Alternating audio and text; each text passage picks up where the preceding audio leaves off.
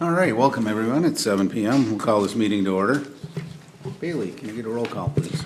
Councilmember Backus. Here. Councilmember Bain. Here. Councilmember Husnick. Here. Councilmember Eigner. Here. Mayor Winnick.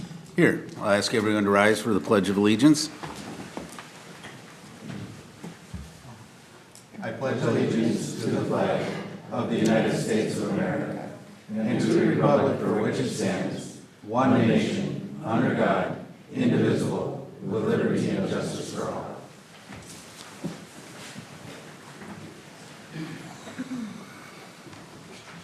All right, I'll look for an approval of the agenda. So moved. Do you have a second? I'll second. All right, all those in favor? Aye. Aye. Motion carries. Brings us to open forum. Thank you, Bailey. Ron?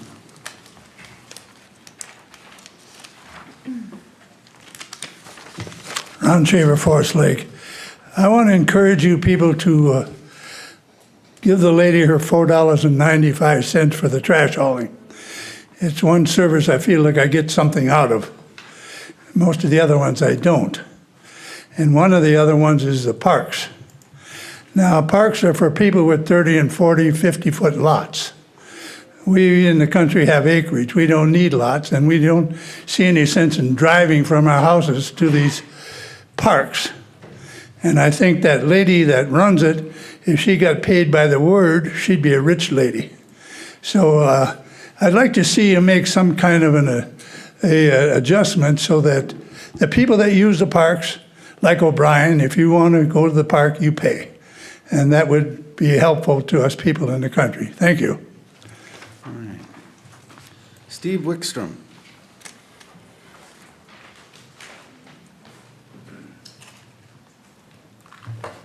Good evening. My name is Steve Wickstrom. I live at 20190 Explorer Court North here in Forest Lake.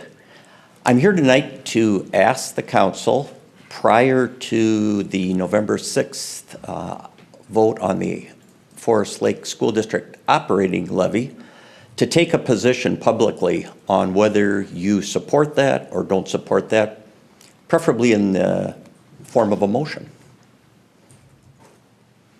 That's my request. All right. Thank you.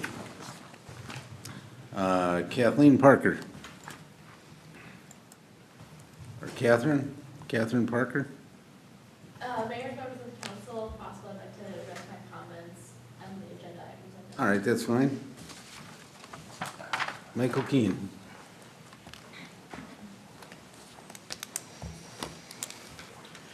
Good evening, Mayor and council members. My name is Michael Keane. I live in Forest Lake, Minnesota for 28 years, and I'm here just to mention that I'm voicing my opinion about the SRC vote tonight. The lady from SRC is here for mediation. Now, she's been here twice before. This is the third night. You guys came up with about $1.50, $1.75, I believe, figure, and she's asking for $5.75, $5.85, somewhere in that ballpark. So I think tonight, you know, it's been three weeks, or 3 different nights. Let's just mediate and come up with a dollar amount, and I don't mean to say send her on her way, but you know, let's get this over with tonight, so we're not dragging this out for more and more weeks. It's mediation. Come up with a dollar amount. Vote. Thank you. All right. And Karen Moorhead.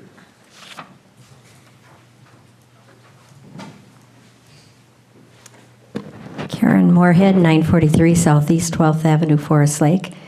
I'll be very short because I did email you my true thoughts after listening to that meeting from my computer or on my computer at home.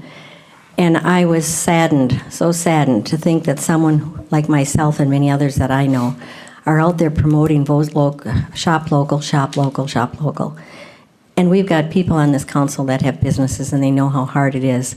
But some of the things that maybe Councilman Backus doesn't know, I put in the email about how much that particular company not only does their job and does it very, very well, but the amount of times in Rotary that I saw Cameron, rest his soul, put his hand in his pocket when we were short for the community family that Christmas, or when Rotary came up with short with anything, He never did it where everyone in the world would know, but he'd do it quietly and did it often. And the 4th of July, you can only imagine how much help they are. So many activities. The Forest Lake Plunge, we were in rear telling them what time we needed them, and that, in fact, that we needed them. And I called SRC about, I don't know, it was maybe 5 days before, and I said, now everything's on board, you're going to have all the containers. And she says, nobody's even talked to us. And now we don't have any drivers. And I went, oh my goodness, you got to do something. We'll do something. She said, I'll get back to you. They somehow found drivers. They came with all the containers. If I had to deal with someone from out of the city, do you think I'm going to get that kind of caring about our little projects? I don't think so. When I did daycare, they would stop with their trucks. If we had kids playing in the yard, they throw a ball with them. We got to know them personally. They're great drivers. They live here. They work here. They give taxes here. It's just such a beautiful local story. And when you get the three of us, with Mayor Winnick and myself and the Candyman, all agreeing on something, you have to admit it must be right, because that doesn't happen very often, if ever before. So I plead with you, please. There was a $4 talk about mediation figure thrown out there. It's still less than what she needs, and it's also less than what she asked for. It was less than she needed. So please, really listen to her. And when you think about the company, also think about all the things they do and all the people that work for them, all the things they do for our community, and come up with something that we can not help her business. This money isn't going to help SRC, but to help pay the extra money that they have to pay to get rid of my trash. So I just appreciate you to help out. Thanks. All right. Susan Young.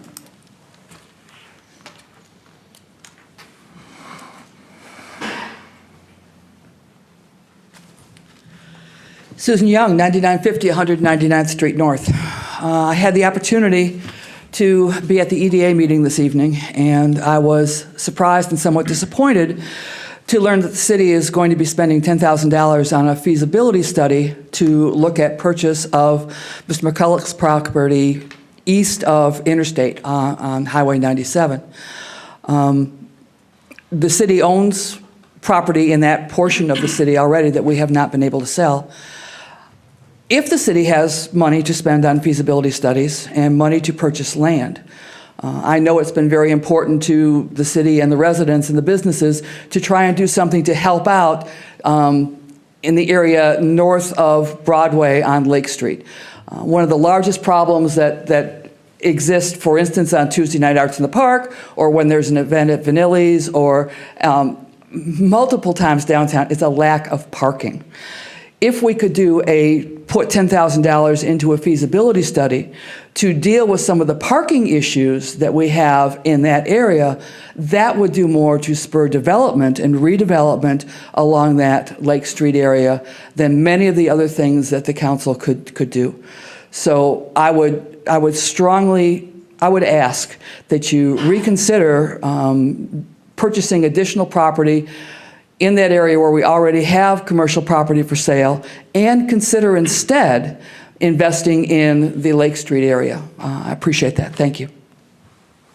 Just to clarify, that was $2,000 the city is spending, not 10. Thank you for the correction. I appreciate that. And Dick Cheetah.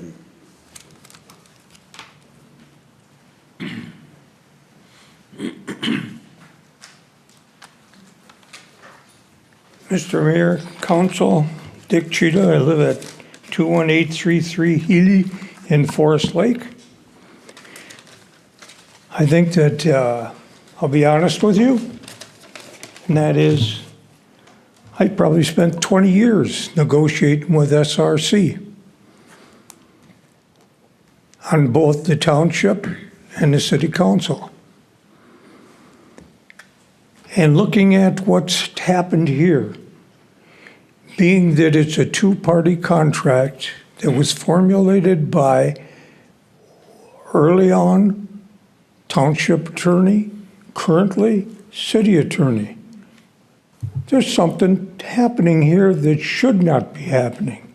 There should not be 8 hours of council chamber time spent on arguing over what should be in a contract, what should be mediated in a contract, and how it should be dealt with.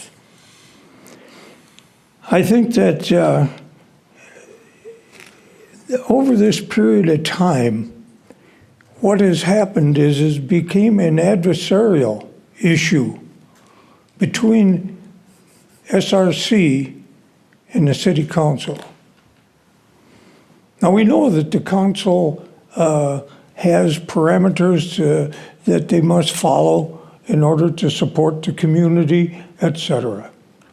But we also know that we entered into a contract with a person who has put millions of dollars of investment.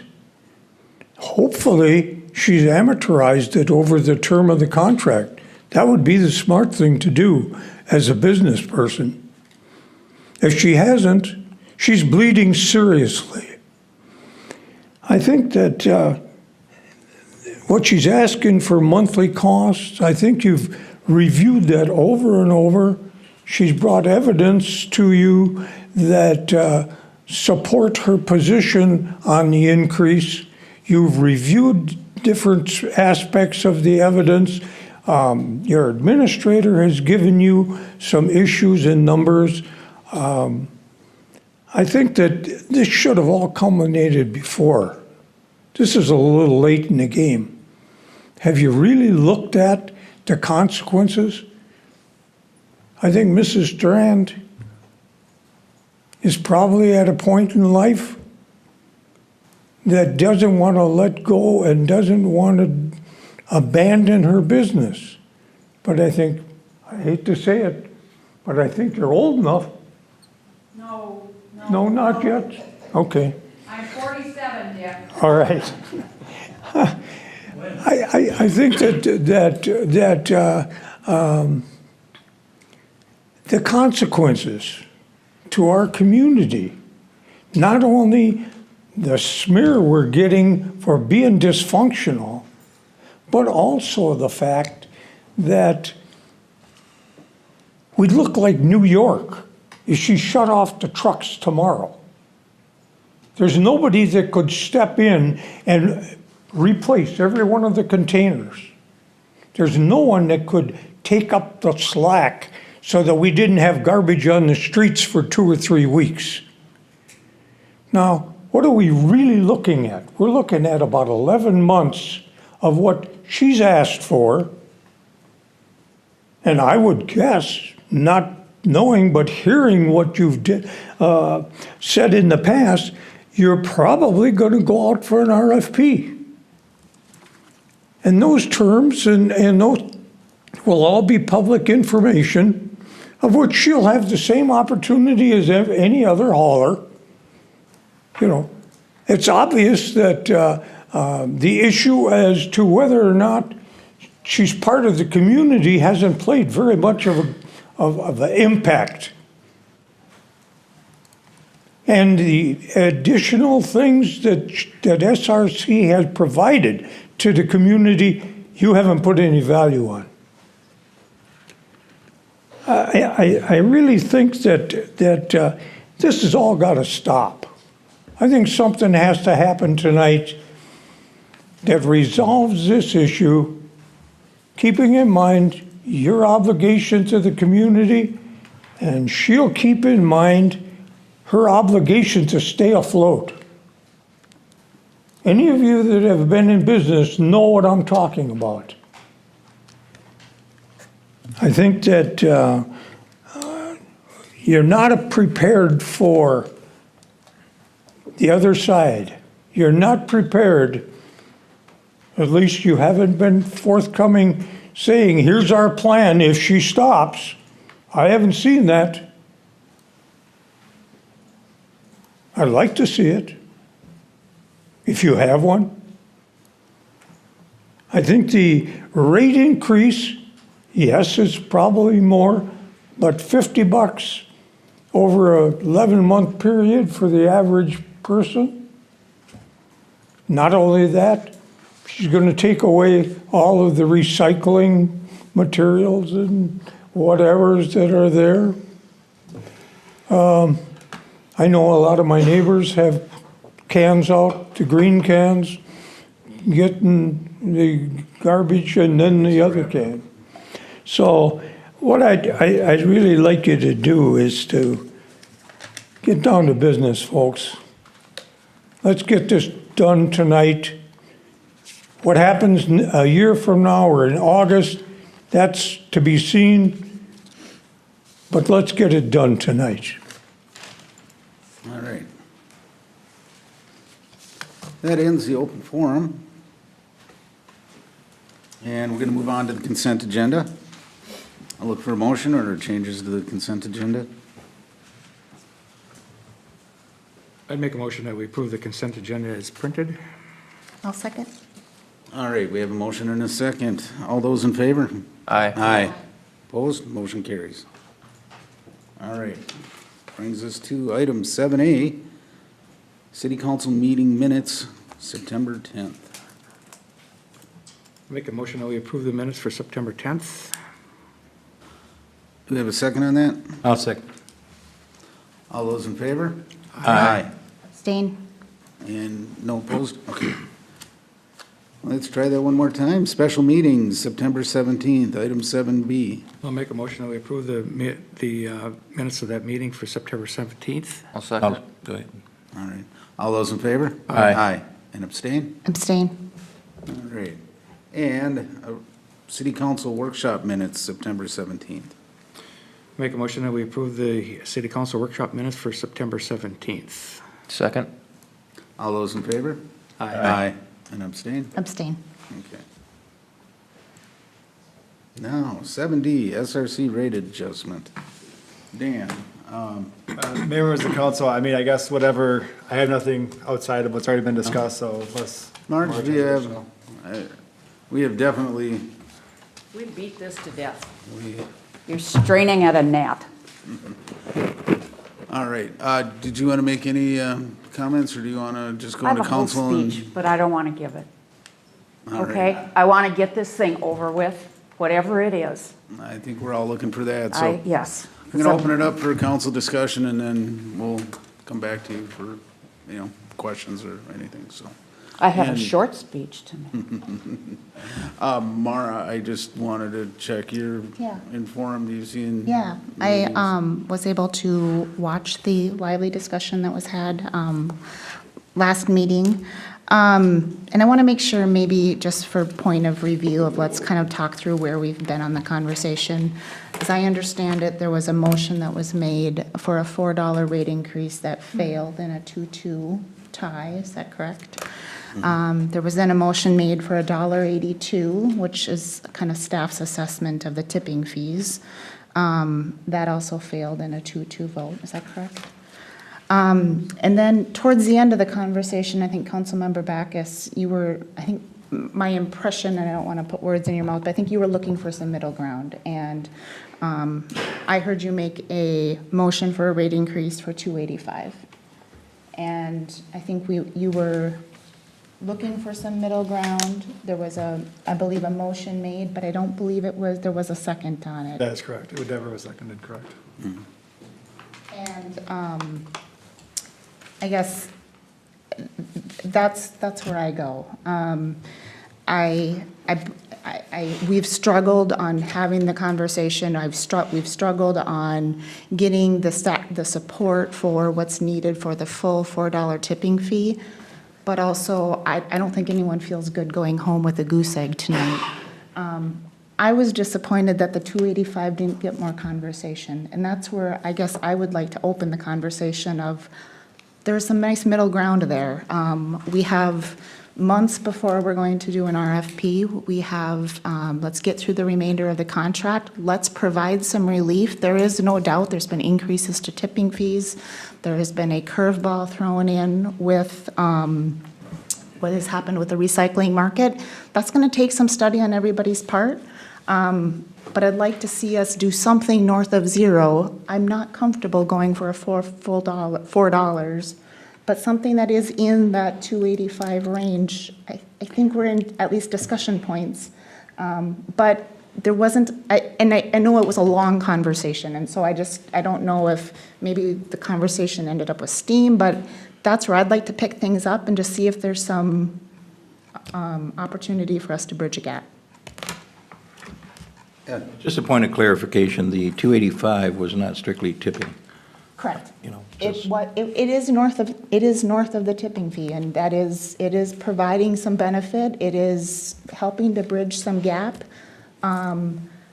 I also feel like we are not in a position to immediately go out for bid. There's a big conversation that we need to have on, are we still interested in being single hauler? Are we interested in being a zone conversation? We're not in that spot to have that conversation right now. Let's make things right with the current provider.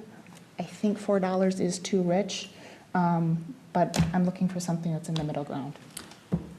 Well, I guess, going through the numbers, and as much as we've talked about it, I went through the numbers that much more. Yeah. $4.95 is real. It's not profit, it's survival. I mean, it has gone up that much, and, trying to negotiate on something with, such a minimal impact, I don't understand that part of it. It's not how long they've been here. They are a local company, support local, that's fine. Yeah. But if there were 2 or 3 haulers here, I think they would all be asking for the same, because costs have unforeseen costs, unforeseen expenses, uncontrolled by their part. They're not asking for $4.95 in their pocket.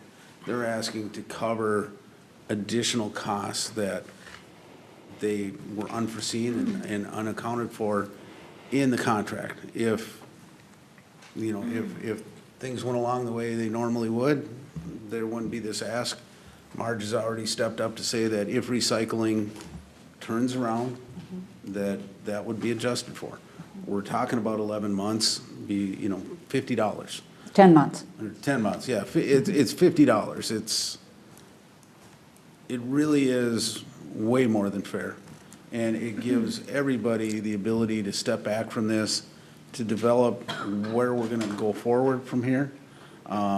It gives SRC a level of survivability, I guess I would put it at that point. And not just them, their employees. And really sending a message that this council supports local businesses. And I've heard a lot of support from the community. I mean, there's always gonna be, don't raise my rates a penny, and, people that could care less if you raised it, $50 a month. But the city is not in the garbage business. We're not gonna be good at it. And the less that we interfere with it, the better off we are. I just can't say it anymore that, to me, let's just do the $4.95, get it done with, and move on. If we raise it $3 or, it amounts to probably the least amount of money we deal with on this board. I mean, hundreds of thousands of dollars for road improvements are, we're looking at, on tonight's agenda alone, tens of thousands of dollars for playground equipment. But yet, $4.95 is something that we're sitting here debating over. And that's, to me, the biggest problem is, why are we spending so much time on something that should just. I agree. Look at those numbers and see, and, Marge brought out a great point before. I mean, we've got 2 people that are business owners here, and, people don't come, if I'm asking $10 or something, they're not gonna, well, it's worth $6. Your asking price is fair. I mean, it's the same at, Sam's. I mean, their business is a business too. I mean, when you look at the product, the price that they're asking for, when you look at the numbers Dan put together, with a rate increase, we're still not out of the median of comparable communities. We're there, and it allows us to move forward. So I'm standing firm at the $4.95. I think it's fair for the community that we're watching out for, not just the hauler, not just the citizens, the community in general. Ms. Moorhead brought out a great point with, all the extras that they have done, and, the things that don't get charged for, the 4th of July, the other community fests that they're out there picking up, putting out extra containers, everything else. So those services are valuable, but you can't really put a price on that in this contract. But I definitely want to, for me, I want to stay at the 495 because I think that's getting them back to square zero. Not putting money in their pocket, getting them back to square zero where they need to be. Well, you have 3 business owners here. I operate a business sorry. too, and I look at things like if I were to offer a rate increase of over 10%, I would definitely expect some flack on that. And when you're looking at numbers from 22 to 28%, you definitely have to take a second look. I don't wish to go out for RFP right now. I understand where the numbers are coming in for overall business operations. When I look at the contract, we talk about tipping rates. Recycling's not factored into the contract. However, it doesn't make me feel like there doesn't need to be adjustment for that. Where I'm looking, I don't feel comfortable on principle just giving an increase flat out, ignoring the contract without putting any other kind of language in it or amending the contract that states what's going to be spent for recycling and what's going to be spent for tipping fees. If we're going to follow the contract on tipping fees went up 16%. 100% of their cost of business isn't dumping trash. So even to go with 16% across the board would be unfair in accordance with our current contract. So if we're going to proceed to offset the recycling, it at least has to be amended in the contract or something signifying that it's not strictly a tipping fee increase and there's something along those borders. But again, I sit here and I look at, as a business operator, am I going to comfortably tell my customers that I'm going to raise their prices 28% and expect them to be just happy with it? And I don't see that. Yeah, I also work for a business that is highly involved in everything we do. Most of it's contracted. We make a contract with a customer. We provide water service, water equipment. Most of our contracts run 3 years. If we write a bad contract and we're losing money on that account, we can't go to that customer and say, geez, we made a mistake. It's costing us more to take our trucks out there than we figured. Equipment costs more. We're going to raise your rate. It doesn't work that way in business. The business owner is responsible for a contract that he can make money at. Marge is the one that wrote this contract. I shouldn't say wrote the contract, but agreed to the contract and the terms. So I really struggle with something she fought so hard to get and went through 4 years of, I'll call it the good times. And now we got 1 year of the bad time, and we want to go the other way. We want to change the contract. Mr. Mayor. Go ahead, Sam. I'm the one that made the motion last time for the $4. It was in the spirit of compromise. And the more and more that I hear about this particular thing and the need for this, I'm going more and more to help them out as much as I can. The conversation, the total conversation that took place did include talking about multiple people or multiple service organizations, that kind of thing. That's got to be part of the conversation no matter what. So I disagree with what you said about that. And I do think that Marge has done a good service here, and there's going to be an RFP, whether we like it or not, coming up. It's just part of that process, and she's going to have to bid for that next contract like everybody else. And so we keep beating this thing about RFPs, but it's going to happen. RFPs are going to happen. It doesn't have to happen right this minute, but by January, we got to be thinking about it. And so based on that, the conversation I've had with Marge here just a few minutes ago, that I'd make a motion that we set the amount at $4.50. All right, we have a motion. Do we have a second? I'll make a second for conversation. Open it up again. So, Sam, you said I was standing at $4.95. I would accept the $4.50. And now we're getting down to the point of basically $1 one way or the other for 10 months. I'm talking $10 difference. I mean, let's just get this done with. May I comment? Is it a time for discussion? Yeah, I think you were gonna. I was going to say, I'm going to not be able to get to a spot of a carte blanche 28% rate increase. We are making decisions for every single resident, and to me, it's too rich. And I know that there's been variables, and so looking for that compromise number of a 295, yeah, everyone's gonna say it's just $1, but it's also, people make decisions on a couple of dollars a month, and there's a fairly healthy conversation that is the community's waiting to have. And I feel like we've shown, so good kind of conversation and trying to come to some sort of a bridge opportunity, and to just say it's either, $4.50 or $4.95 or nothing, I think we're missing the forest for the trees. And we've got a tremendous opportunity to give some rate relief, and let's give some rate relief. Let's kick us into a good spot for the next conversation we need to have. But $4.50, I'm not going to be able to support.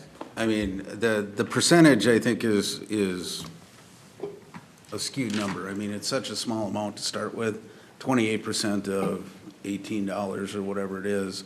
It's not hundreds of dollars. I mean, we're not, let's deal with the fact that it's $4.50 we're talking about here right now. The value of that service, there's no other service you're paying monthly on. I mean, your electric, gas, telephone bills, anything. The amount of service that they're providing compared to Lowe's. I wish we could have these types of discussions when the Met Council says we're raising your sewer rate 15%. We have zero input on that. I wish we could have these kind of conversations when, our administrator comes up and says that, hey, our water fund just lost $800,000 last year. We got to raise our water rates. Because we don't have that conversation. We just say, yeah, we got to raise them. Boom, it's done. This is really the same thing. We do have those conversations, and I don't know when. 450 is too rich in my opinion. I'm not going to be able to support it. There's a difference. Those Ed are, is- I'm sorry, Ed. The other thing I'm kind of leery is if we raise that to the full 495 or whatever, now we set a new rate, and then we go out for bids. Ben, you had made the comment, I believe, in the last meeting that all the haulers know what the other guy's charging. So that's going to be the new benchmark. Agree. It wasn't at the last time, at all. It wasn't at all at the last RFP. 4 of us came in all close together. And you had one guy who wanted to steal my business. Yeah. But had that occurred to the citizens, they would have been locked in at a far lower rate. It will until the next time the RFP goes out, Ed, and you've got 2 or 3 bidders. Well, and I think, haulers know what the rates are in every city. I mean, we could easily find the rates for every city. So, it's fairly public knowledge what rates are.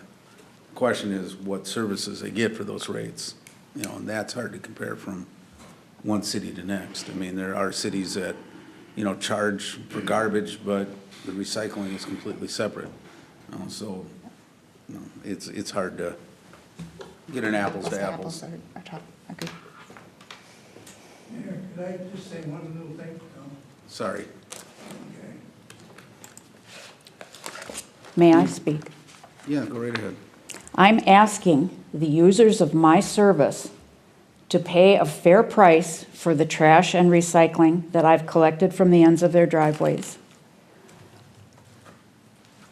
I had no control over the fact that China is no longer taking our recycling. It was not addressed in the contract.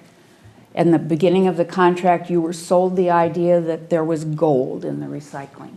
There never has been, and Ed, we have not had 4 good years. When you get zip for your recycling, that's not gold. But I have a solution for you, for all of you. For all of you on the council who are running for mayor, if you all vote in favor of this increase, it will cease to be a campaign issue for any of you. It would support a long-standing local company and ensure you have adequate bidders next time around. Elimination of bidders on your rubbish contract guarantees you higher prices. And I think it's become a political issue.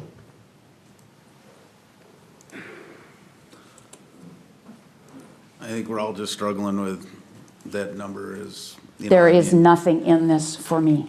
I understand that. I mean, the number is so small, but yet the percentage is there. I mean, It's a gnat.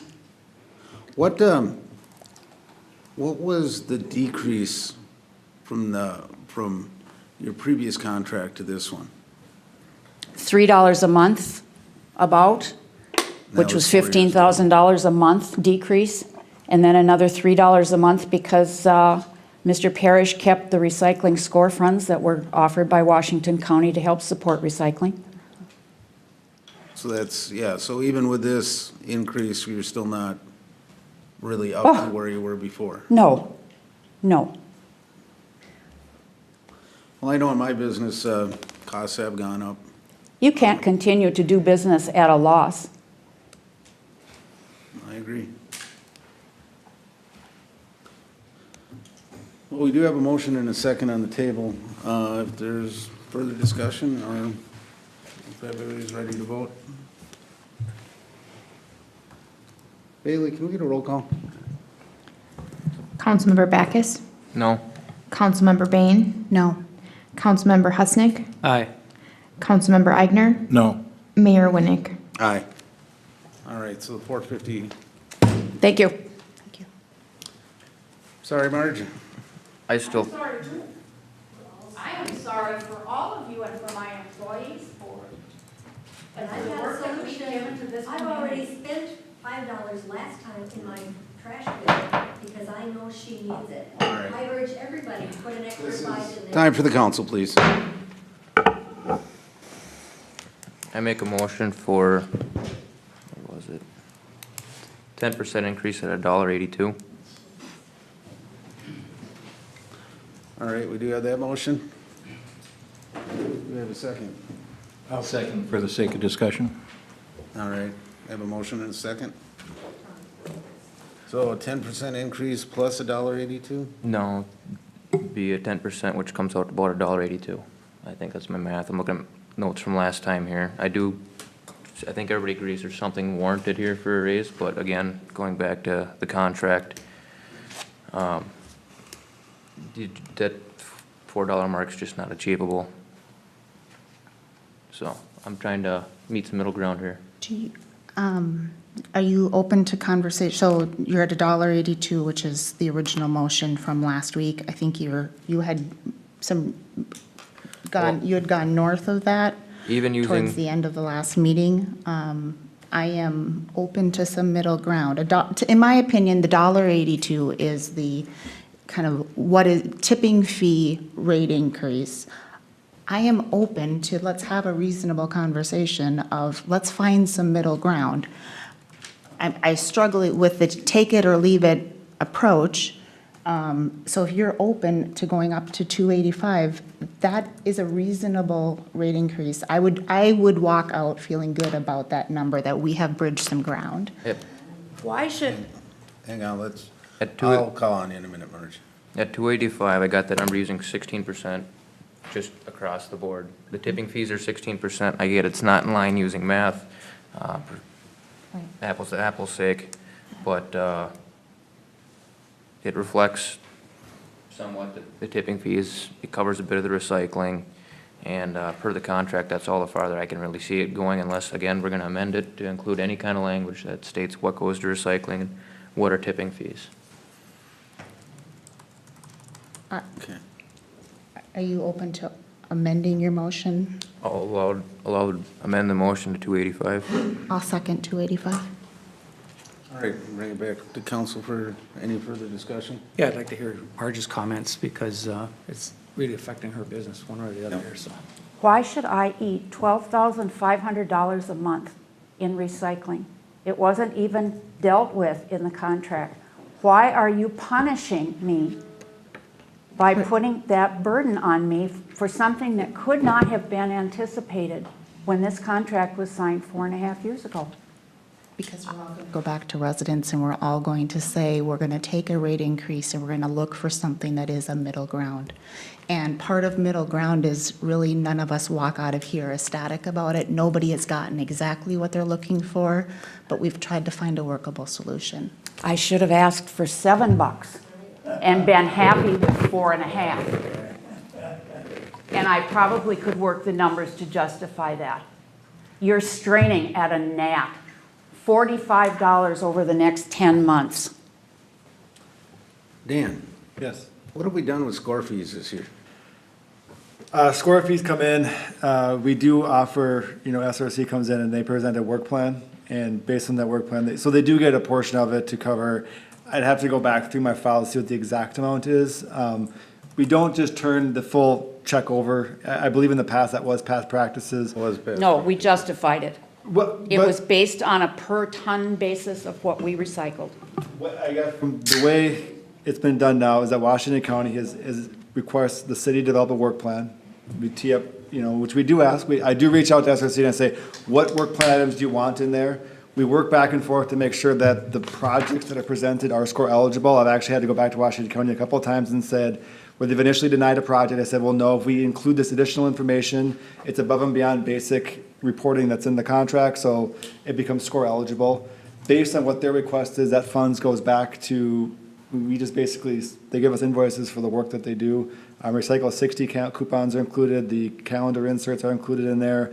Also some additional social media and website work that they present to us.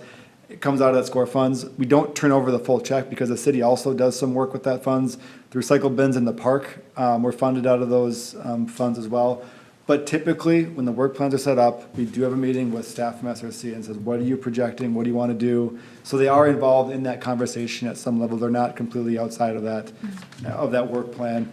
That being said, they don't get whatever they want either because the city does have some projects that we are mandated to do or we take forward to Washington County. Because Washington County has, really kind of wanted those funds to be used for certain purposes, and we got to make sure that we're expending those funds according to the grant agreement that we have with Washington County.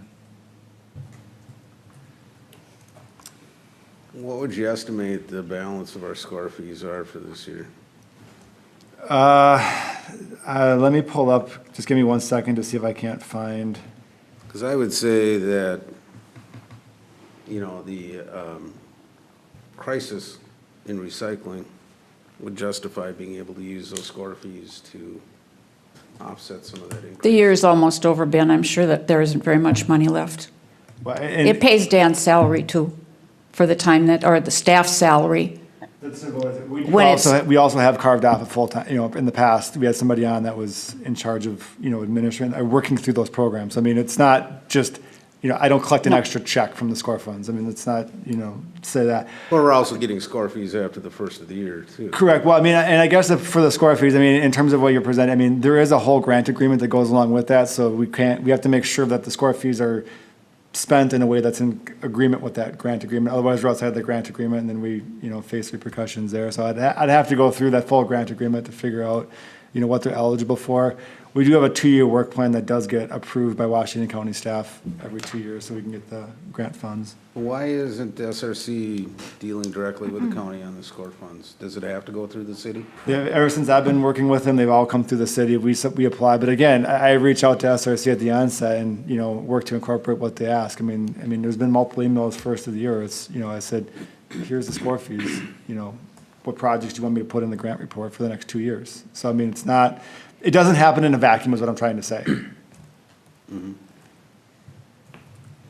I would assume, recycling education might provide a fair amount of that score fee for, given the current state of recycling anyway, I think people need to get more informed on that. But anyway, we're not going to have that answer right tonight, but we do have a motion and a second. So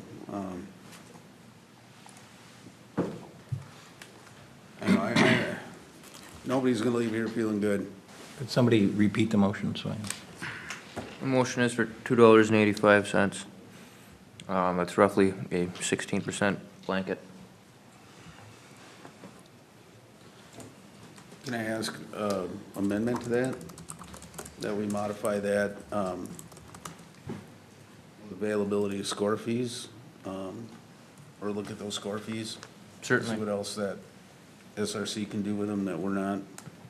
Are we able to redirect those score fees at this point in the contract, or? at this point, my initial reaction would be no until I go through that grant agreement, just to make sure that, I want to make sure that we do have a signed authorized 2-year grant agreement with Washington County on an approved work plan. I'd have to reach out to Washington County staff to see, what their, I just don't want to put the city in a position where all of a sudden we're violating a pretty significant grant agreement that we've had for 2 years.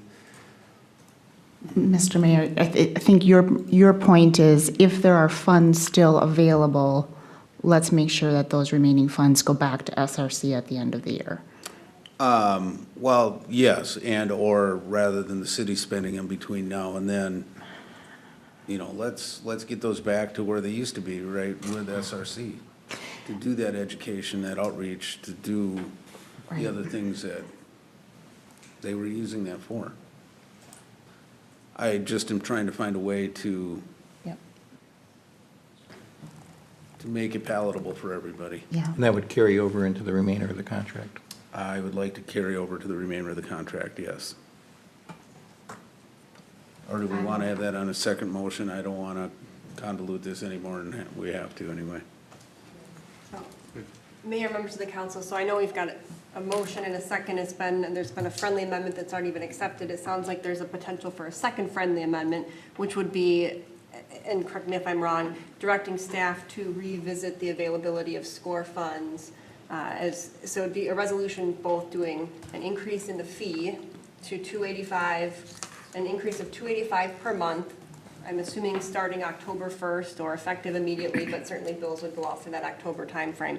And as part of that resolution, a direction to staff to work with SRC and to revisit the existing SCORE funds grant and see what additional opportunities may exist to utilize those fees to assist in that manner. If there's, Couldn't have said it better myself. if there's funds available, that we can give back to SRC that are, sounds like that would be in compliance with the grant, with our contract. So, Your Honor, members of the council, so the contract doesn't really get into the details of that. Really, the motion is to amend the contract to increase the rate, and then the second part of that is to direct staff to revisit existing grants and to, again, determine what fees, or if any, or what type of work can be done to try and assist with utilizing some of those SCORE funds to address some of these issues with recycling.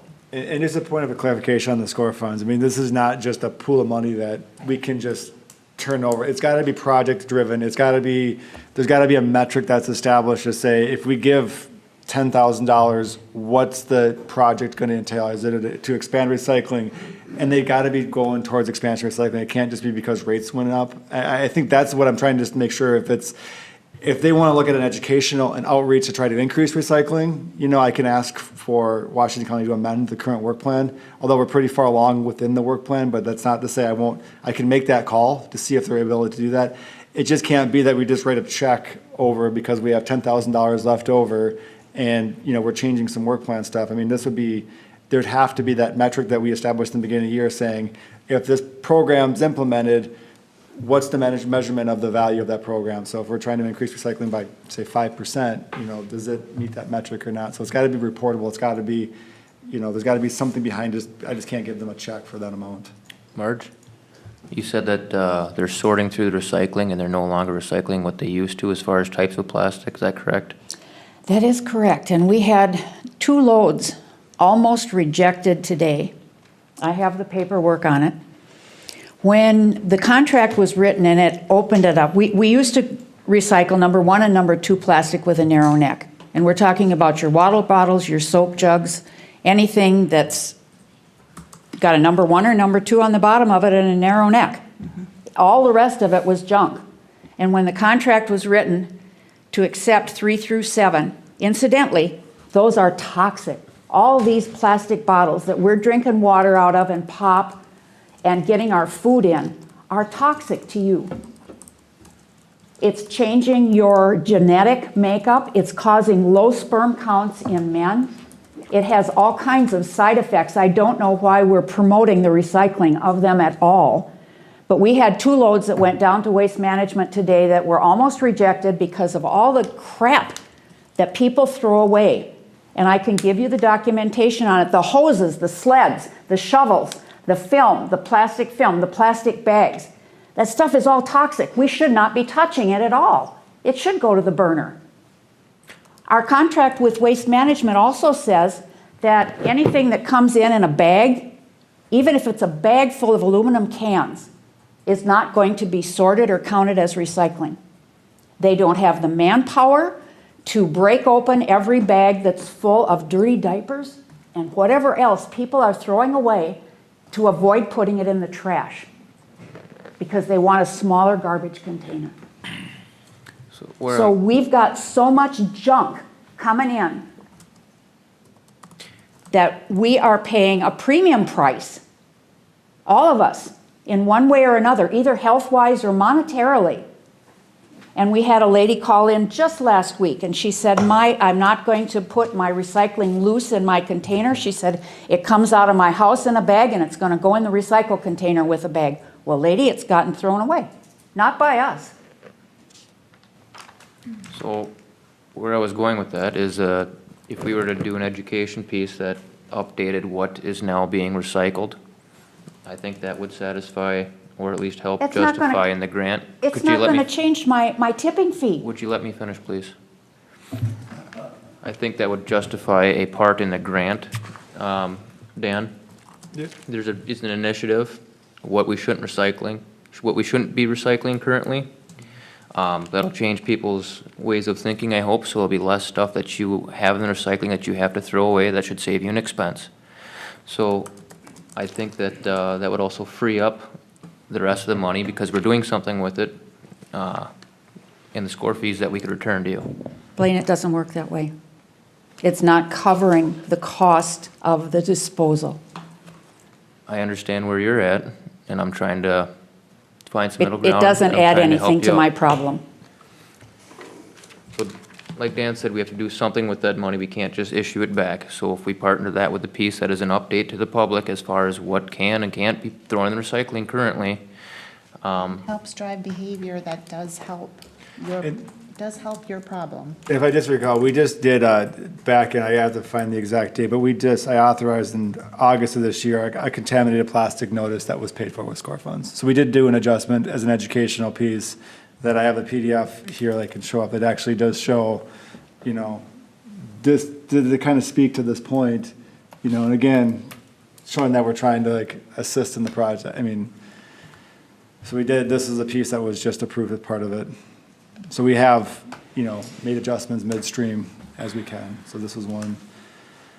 Request came through. We did put it forward as part of an educational piece.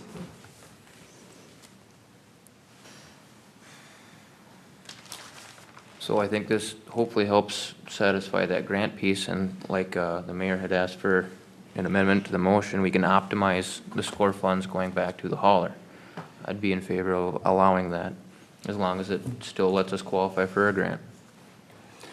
And again, just from a clarification standpoint, the SCORE funds have to go associated with the project. So if they came forward with projects such as this, we could get the work plan adjusted. It's not like I just can't carte blanche go, okay, we're going to give, $10,000 of SCORE funds, and I think too, I need documented that this is the project, this is the cost. I need to have documentation, to support all of that work. So when I go back forward, and if I get audited by Washington County, I can support the record saying this $10,000 went to a not all plastic is recyclable educational piece because we were seeing issues with contaminated recycling. So again, that educational, funds can be given, but they have to be, they can't just go because recycling market's bad. And I guess that's what I'm just want to make sure that that's clarification, that we can't use it to supplement the recycling rate at this point. That's not how those funds, in the grant that we have, those funds cannot be expended in that manner. They can go to educational pieces though. However, that is why the SCORE funds were created. And again, I'm not gonna go through the history, I'm just going through the way it is currently established and currently worked through. That's the current set of parameters that I deal with, so, and I'm not arguing the fact that they may have been done differently in the past, but this is the current grant agreement that we have. Council members were talking about less than $50 over the next 10 months. Is that really such a leap? How much do you pay for a new fire truck, and do you quibble about how many sirens they have on it? Or how many taillights they have? We're talking about less than $50. Well, we do have a motion and a second. Ed? One of the problems in making that argument, the $50, it's $50 for every resident in this city Right. that we represent. No, it's not every resident, it's every household. Every household in the Yes. city that you're picking up Yes, from, Yes. that we represent. yes. That is correct, because they're producing what's being paid for. Yeah. And outside of the the contract anticipated, if there was a rate increase that was going to be required in excess of the contractual mechanism as outlined with that was an RFP. And so, to your point, it is a required rate increase for every household. We are, I think, looking for some middle ground on, let's find a happy medium, let's find something that is agreeable without having to go to the full RFP, because again, it is that full RFP that, had we started this process back in December when this conversation first started, we could be having a much different conversation right now. You bet We didn't could. go down that path. I think the motion as amended that is on the table is a good one, and I think it's a path forward for us. I still don't understand why we can't see 495. We're quibbling over pennies. I support 495. I mean, I don't see it as a compromise or negotiation. I mean, this is a price that people are asking. And it's a hell of a value. There's no other service you can get to come out. I mean, your cell phone bill, your electric bill, your anything is way more expensive than this. It just, We've given them an exclusive contract, and we've made a purchasing decision for every single resident, and that's where I'm troubled on making the decision, not just for the Bain household, but for all of my neighbors and my neighbors' neighbors, and that's where I feel like we have to go back to the contract and try to be as true as we can to that, and I feel like where we've landed tonight is at least an acceptable compromise, given how far we are into the contract and what our next steps are. That's costing 2 beers a month. 2 beers. Jeez. Come on, don't be so cheap. I bet you gave the cops how much? They offered to work for nothing. You gave them 3% for 10 years of hospitalization. Jeez. Ron, please. Come on here. Sam, anything to add? Yeah, I guess, I don't know how to vote on this particular motion because. It's a kick in the face, Sam. Yeah, I don't, and. It really is. I should have asked for 7. I agree with Ben. I think after looking at this thing for months that, and as far as going down, down the path of an RFP a year ago, it still wouldn't have meant anything anyways, because it still would have been outdated by the time it got here. No one anticipated what was going to happen with recycling. And as I've said to Ben before, and any of you who will listen, if the price goes down, I'll work with you. We'll reduce the price. It's not going to. In fact, it's probably going to get worse. Our warehouses are bulging with recyclable that has no place to go. Yeah, and even with the increase, We're still less than what they're paying downtown St. Paul when they've Much got 8 less. miles to haul it to the plant, and that was before, they signed that contract before the recycling took a dive. no, much less in a lot of communities. that And are they've out got there. house to house to house. We can have a quarter to a half a mile in between houses to pick it up. And the furthest to haul it. It still puts us right competitively. Yeah, it is a kick in the face. It's not how we should be treating a local business. No, it's not. If it wasn't it's not election how this time, I don't council think should be we'd have doing the it. same issue. It's pennies. It's, $1 something a month we're at right now.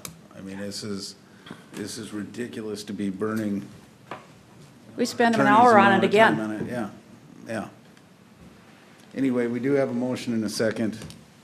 I don't see enough support for the 450 or 495. That's the sad part. That is a sad part. But, so, yeah. Do you have interest in either amending the contract or separating a way to quantify any kind of recycling offset? Otherwise, I can't consciously go any higher unless we're I mean, putting. can you expand on quantifying or recycling offset? I mean, are you looking at like the city? The contract The talks, city compensating them for the cost of, the excessive cost of recycling? city wouldn't be compensating them. You'd have to notarize the fact that you're honoring the tipping fees per the contract and recognizing a new fee that offsets the recycling charges. And how would we calculate, just based on their actual cost? Or how would we do that? I mean, It's another good question. 'cause I we've had understand where you're numbers. trying to come with that, and I appreciate you trying to do something. I mean, that's why, you know, just get a flat number and, you know, it seems like the simplest way to do it. Again, I know that this isn't profit. I mean, this is getting back to break-even point for, Yeah. you know, costs that were unpredicted in the contract. I think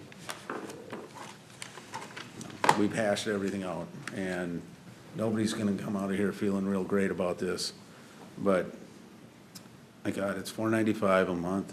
It's just not gonna be a make or break for anybody except for Marge and her employees and her company. Because they're the one that are bleeding right now. And I can't imagine, you know, the community not wanting to, you know, support that, get the best value they can, for sure. And even with this increase, we're still gonna be staged to have a very good value.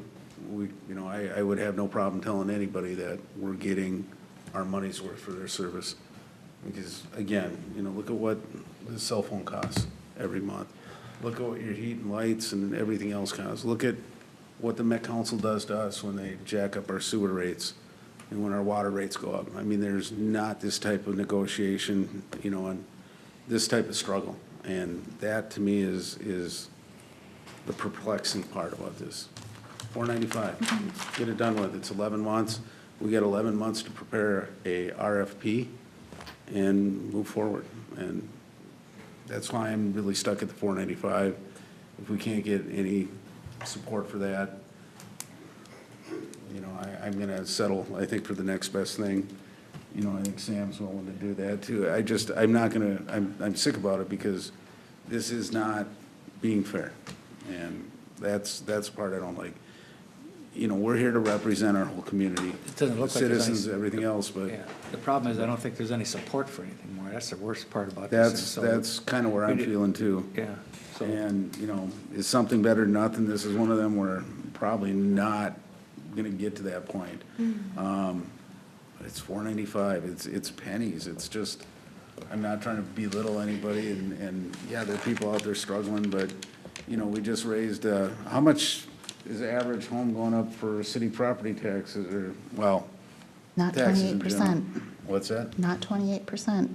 No, but I bet it's more than $50 a year, or $5 a month. I know it's gonna be more than that, so.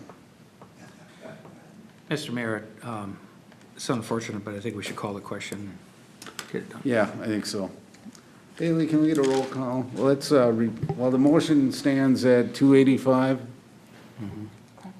Correct, Wayne? Yes.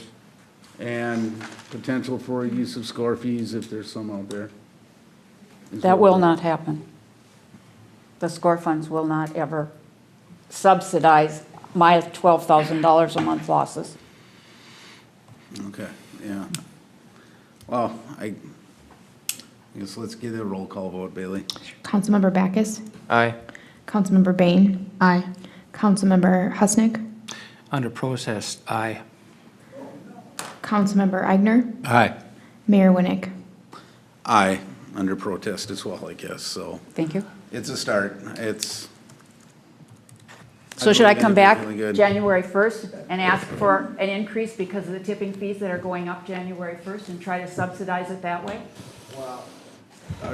She's entitled to come back January 1st? But I'm not sure when the contract between SRC and the Resource Recovery Facility. January 1st.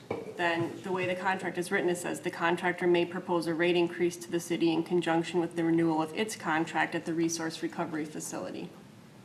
See you in December. All right, Marge.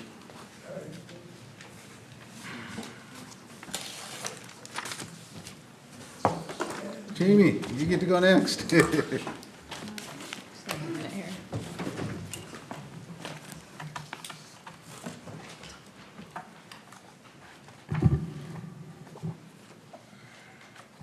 right.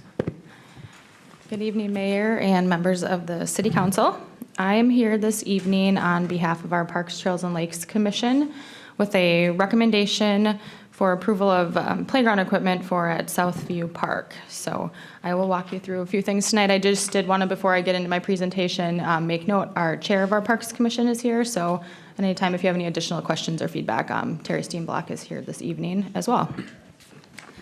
So with that, Southview Park is a neighborhood park.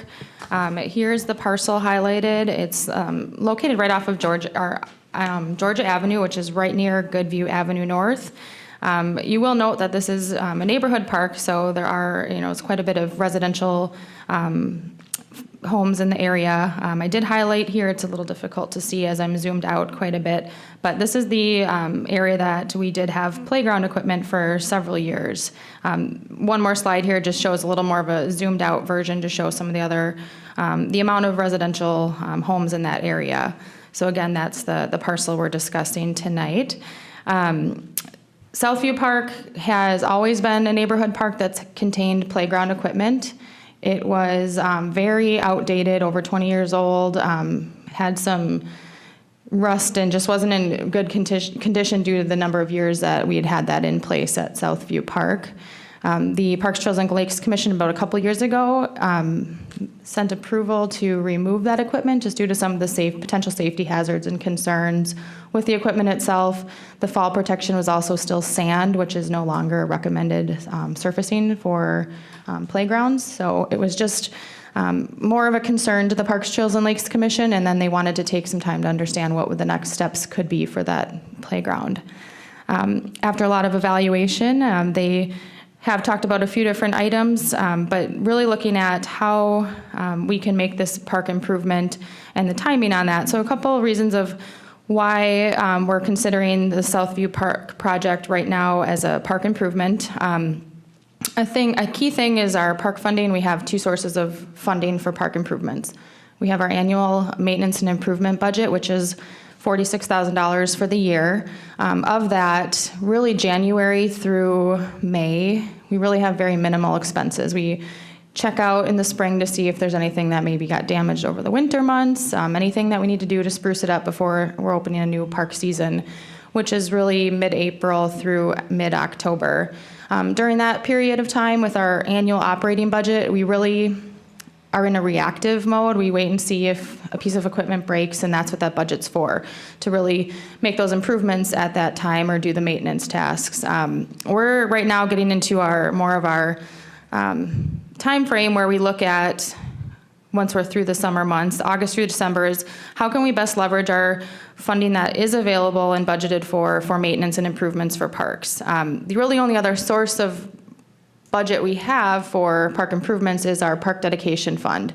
That is a fund that is really more focused on your capital improvement projects, so your bigger CIP projects that are planned for, that have a lot more detail and cost associated with them.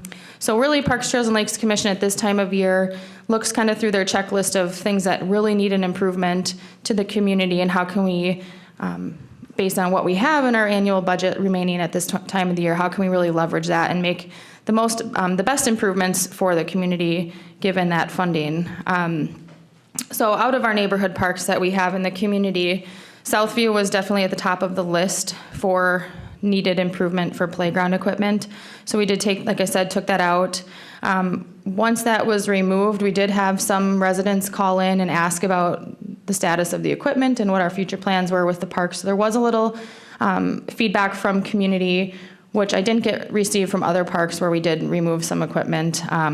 So there was a little that told me people were actually using it. It's also an opportunity for the city to leverage our spending. We did have a donation come in earlier this year in the amount of $8,000 that applied to this project. Really makes it an affordable project to the city, given that we only have this limited budget annually for maintenance and improvements.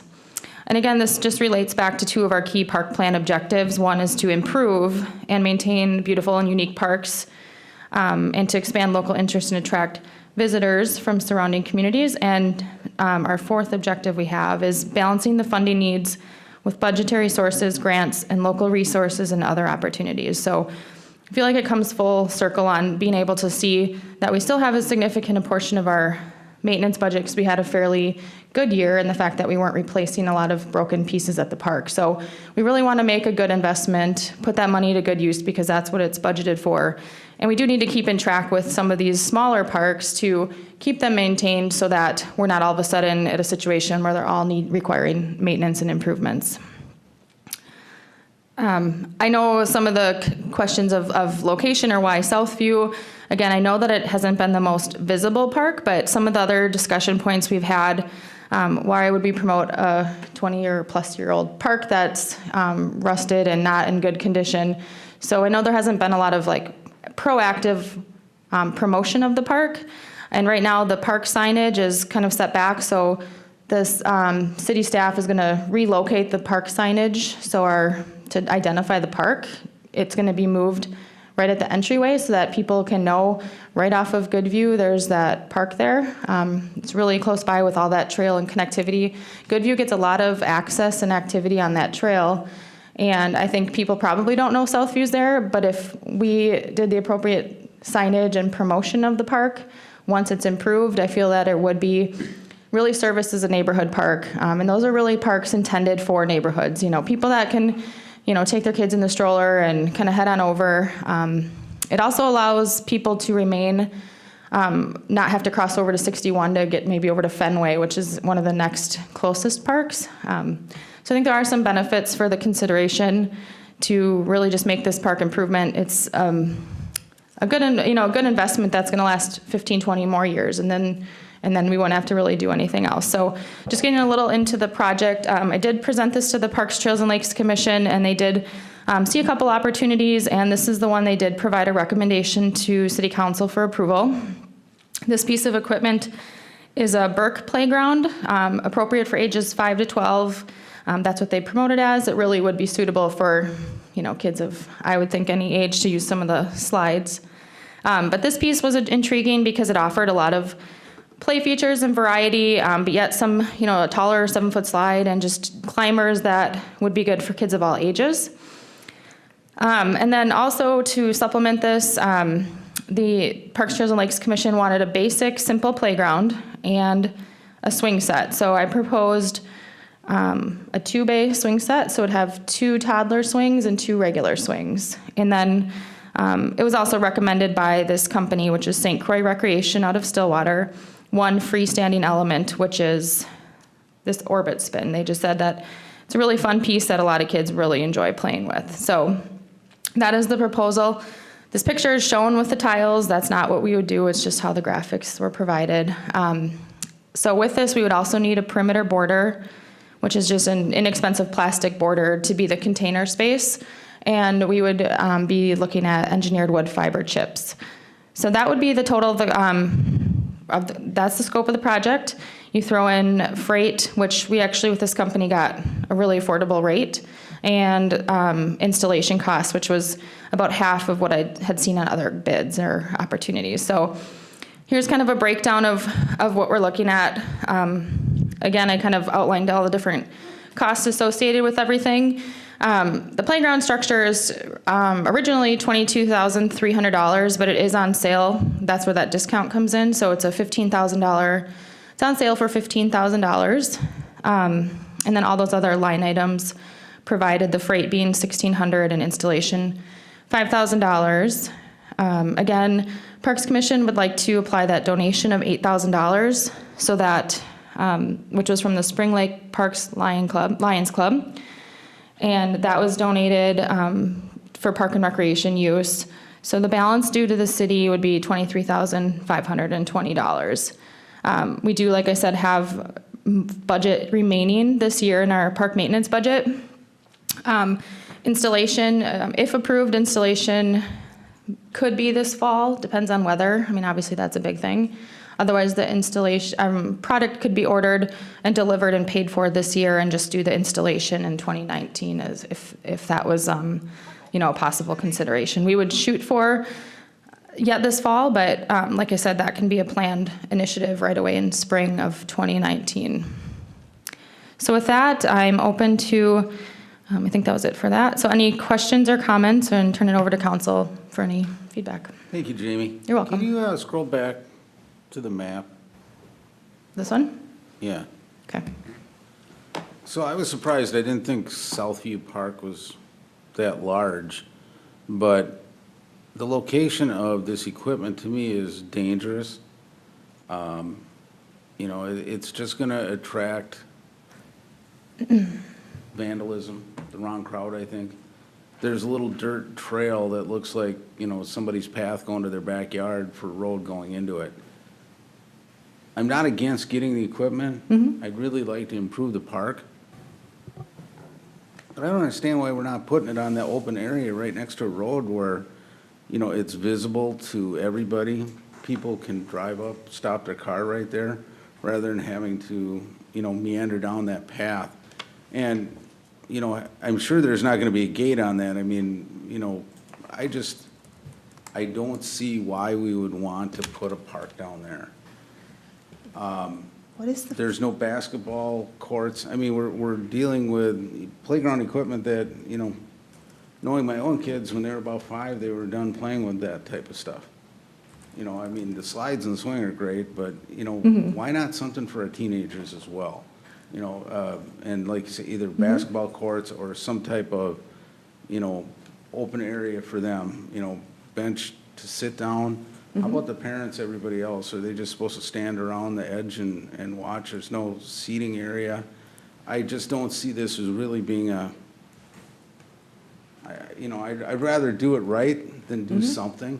And what I see here just, to me, doesn't make sense at, whether it's at 20,000 or 2,000. I think we need to look at doing more.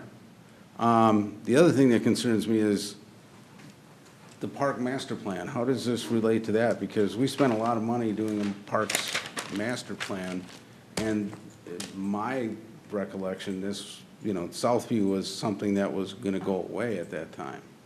So Sure. Why is it back now when we voted on, letting that go back? Right. No, those are great points and definitely noted for how we move forward from here.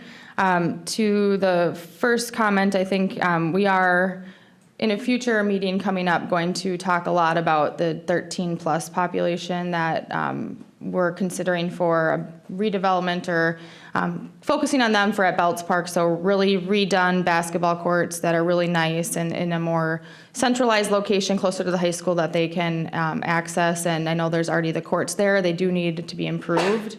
And some other, fun things with the challenge course, and we've been talking, we're just starting to scratch the surface on that bigger project to redevelop that park with that age group, our primary focus.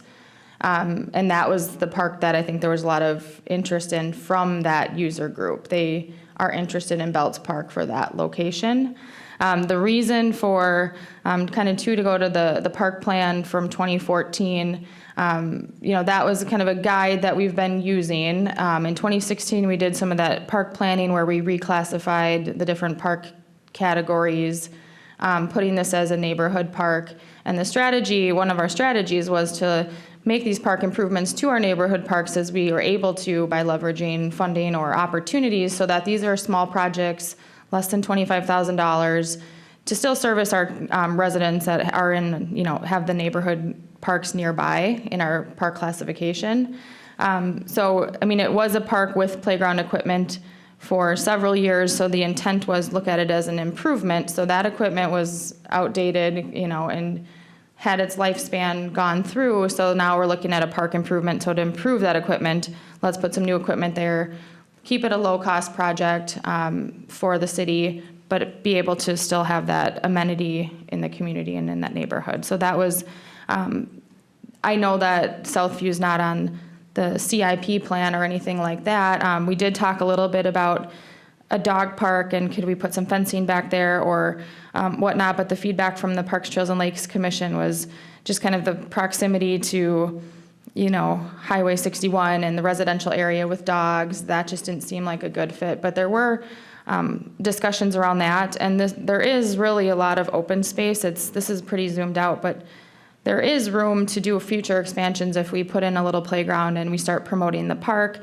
There's a lot of green space. I said maybe we can put some soccer nets out, you know, as another low-cost amenity or benefit. There's room to have soccer games back there. You know, we could put maybe Frisbee golf back there or disc golf, whatever it might be. So I think that it's looking at a kind of, I don't want to say an abandoned park, but a park that hasn't been maintained well over the years. And this could be, you know, one step in making that improvement to that park. We only have the parkland that we have, and so I think just that was the strategy from Parks, Trails, and Lakes Commission that was identified of, as we're able to, let's look at some of our smaller parks that might need some attention as well and put some money towards it, but not significant amounts of money, and try to be leverage sales and grants and donations and things of that nature. That's part of our strategy to make some of these improvements happen. Jamie, oh, go ahead, Sam. Jamie, that trail that comes off the street there in the corners, is that just a walking path, or I mean, where do you park? So there's informal parking right here. So there's room. It's similar to like Cedar Park right now. There's not a parking lot or really defined parking. Yeah, but there's room enough to drive But through there. there's room to drive up to about right here, and parking would be like right in here informally, and then the entrance is right here, so you can see it from here. And I don't think the intent is, you know, I think this playground is suitable for 35 to 40 children at a time. I don't think this is intended to be your number one stop in the community, but I do feel that because a lot of our parks don't have, I mean, we have a few parks from 2014 that received improved equipment, but I think that knowing there is new equipment there, I think that it would draw people, especially, I mean, there's a lot of people utilizing the trail here on Goodview, and it's 4 houses, you know, it's right over there, so it's really not that far off. So if there was some signage on Goodview, you know, I do think that there is the case for the fact that people would probably say, oh, I didn't know there's a park there, and take their kids to play if they're out on a walk or whatnot. So I think that's the concept. We have to keep in mind that it's a public park, regardless if it's a neighborhood park or Right, not. exactly. And so it's got to be access to everybody, and Right. whether they use it or not. The- So my concern was just being able to get to it. Blaine was next, and then, go ahead. The change of signage is absolutely key here. I happened to have Ryan on the phone today, and had he literally not said, Mara, turn here, I wouldn't have known to turn there to get back to the park. You feel like you're driving in somebody's backyard. So changing the signage is really important because it is tucked behind. I also know that this particular, Yeah, here's the picture. yeah. You feel like you're driving behind their garage, because you kind of are. So if we can get the signage out onto Georgia Avenue, and then also having some signage on Goodview, if there is some nice amenities back there, then let's promote that. I appreciate, let's not have a lot of signage now if there's no amenities back there, but, let's, the paths of getting from here to something that's better. I can support that. I also appreciate that Parks, Lakes, and Trails is, this is a fitted-in project. This is, let's try to take something north of where we are today and make some improvements, and there's some nice, donation funding available, and there's a nice opportunity to have some nice community amenities. It is also very close to the trail, and so if we're talking about connectivity, I think there's a nice story there as well. Why wouldn't we put it towards the street? We have that whole park. Can you scroll down the road to where? If I could offer some City logistics owner. answers on that, the lay of the land. So this is near my neighborhood, so I'm familiar with it. I lived there for 2 years before I knew there was a park there. So when Jamie had brought that up, that she was getting phone calls, people were wondering what had happened at the playground. Personally, my family quit using it for the fact that it was outdated. and poorly maintained. I said, it's one of those things where there'd be better off nothing if there wasn't gonna be good equipment there. But after going for a walk and finding it, realized that kids did have fun going there. There aren't any other parks in that neighborhood. If you wanted to go back to the area map of, south of 97 and then east of 61. Yep.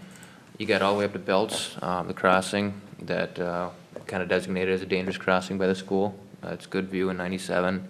And then you have to cross 61. We did continue the trail down Good View that connects all the way over to cross 61 going towards the library. Since then, there's been a lot more traffic up and down. One of the other commission members had no idea there's a park there. He jogs that street every day. Yeah. So I said, if we're gonna do some kind of investment there, the signage has to be number one, and that was quickly addressed.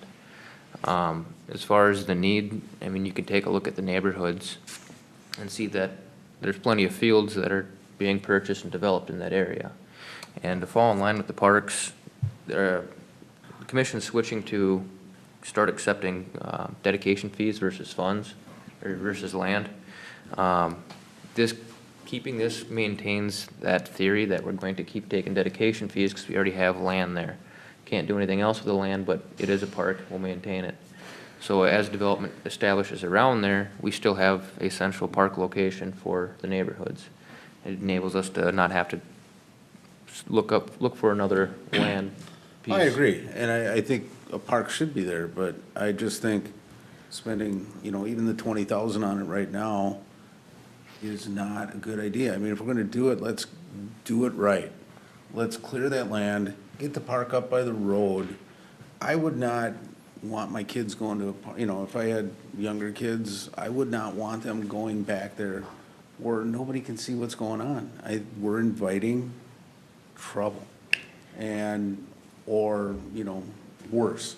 And I just don't want to see that. I'd rather spend double that, clear that brush out, put the playground equipment there, get some picnic bench and tables, and, soccer goal or a basketball hoop or something. So you can have teenagers and that, or when somebody's babysitting their little brother or sister, there are a lot of people in that neighborhood, and they do deserve a park. But this is not doing that park any good. It's not doing the neighborhood that much benefit. I'd rather come up with a better plan, spend some more money on it, and do it right. Yeah, I struggle with I get the feeling there's a rush to judgment here because of a budget that's going to expire. I know they spent a lot of time on prioritizing the parks, and there was a lot of discussion on Lakeside Memorial Park as to replacing that playground equipment. I would rather see a plan. That playground equipment is, in fact, I was there today looking at it at Lakeside Memorial Park. It's very nice equipment. I would rather see them relocate that into a park like this and then put a plan together to replace something in Lakeside Memorial Park that would be more beneficial to kids 12 and up, in addition to the younger children. The next thing on the agenda is the Lakeside Memorial Park. I know, but we're looking at replacing two things. Correct, and Jamie had ran the numbers on relocating, that was the initial thought, and keeping costs low, was relocating the Lakeside Memorial Park existing equipment out there, and the cost to relocate it was, very close to giving you the discounted piece of equipment that's But brand if new. you look at that piece of equipment, I would think anybody that's more than 9, 10 years old wouldn't be interested in playing on that. It's very limited. So, that's a good point. The green space at the park's wide open. The idea of throwing soccer nets out there or doing something of a football field, something would definitely utilize it. There's plenty of green space out there. I like the idea of clearing the trees. You could have roadside parking on the north end of the property there. I want it visible for safety. I want it visible to get it used. That's what I'd like to see. And I understand the wood chips, cost savings, it's an improved product. I've been to a lot of cities that have, that use gravel as well. Wood chips are a combustible product. We've had fires at playgrounds before. I would rather see an alternative to the wood chips. Wood chips rot away, you got mold, you got everything else in there. I would like to see a more durable product, and I think, what do we call it, P-rock is safe. It's used on a lot of them. Yeah, kids are gonna throw the P-rock, they're gonna throw the wood chips, they're gonna throw rubber. I mean, that's all part there, but I just, I don't like the safety factor of the wood chips nearly as much as some other materials, but. What are you gonna? So I was going to say, so the neighborhood's had a lot of active conversation lately. The mental health facility was going to be located just adjacent to this park, and so there's been a lot of active conversation about development within this community, or within this neighborhood. I think it's worth having a conversation back to the residents of what are your thoughts? I know there's been some mixed feedback within the residents of concerns of safety in the park, and is this, still a valued amenity? I think it's worth having an active, I'd like to see a community meeting of what do you want here, and recognizing don't have budget dollars right now to put $100,000 in, but if you've got budget dollars for $30,000, let's make it the $30,000 that community wants.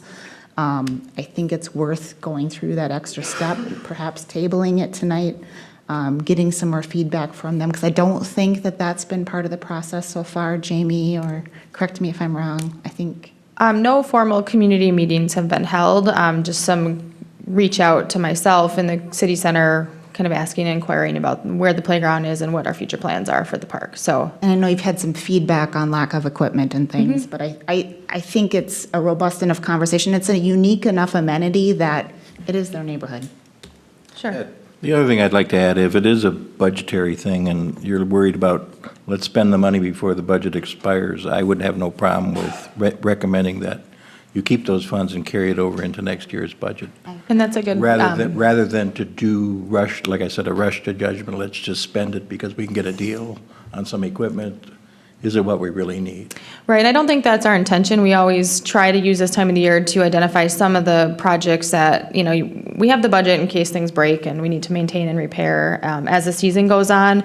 We also know that we only have the budget that we have, and we try to identify some projects that we can get complete, and I know we're kind of on a timeline, but our goal is not to spend all of the dollars, and we're just identifying a project annually that once we get through the season, this park needs new benches, this one needs a playground, and this year just happened to be, we could probably get that playground one, and I think the Parks, Trails, and Lakes Commission's standpoint was, that equipment that's been there for so many years, let's replace it because it's in poor condition. So that was where the improvement came in. I do really like the idea of, and I think that's them working within the budget that we have available with some of the other park plans coming up.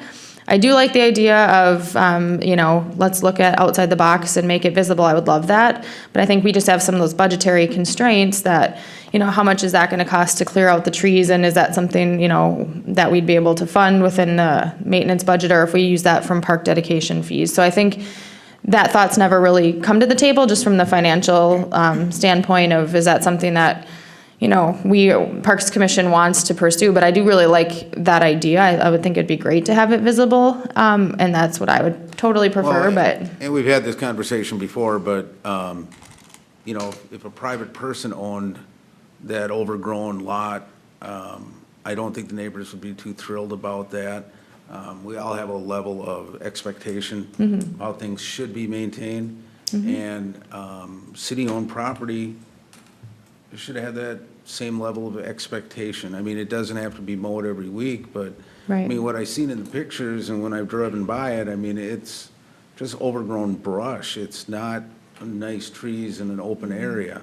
And so we need to address that as well anyway. So I do want to, thank the Park, Lakes, and Trails Commission. I think you guys are working within the parameters that we're giving you.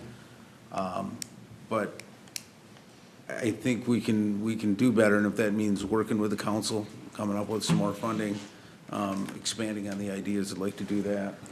The other thing I would like to add, and it's going back to the budget again, there's a lot of projects that are in the works now, so you will be receiving park dedication fees.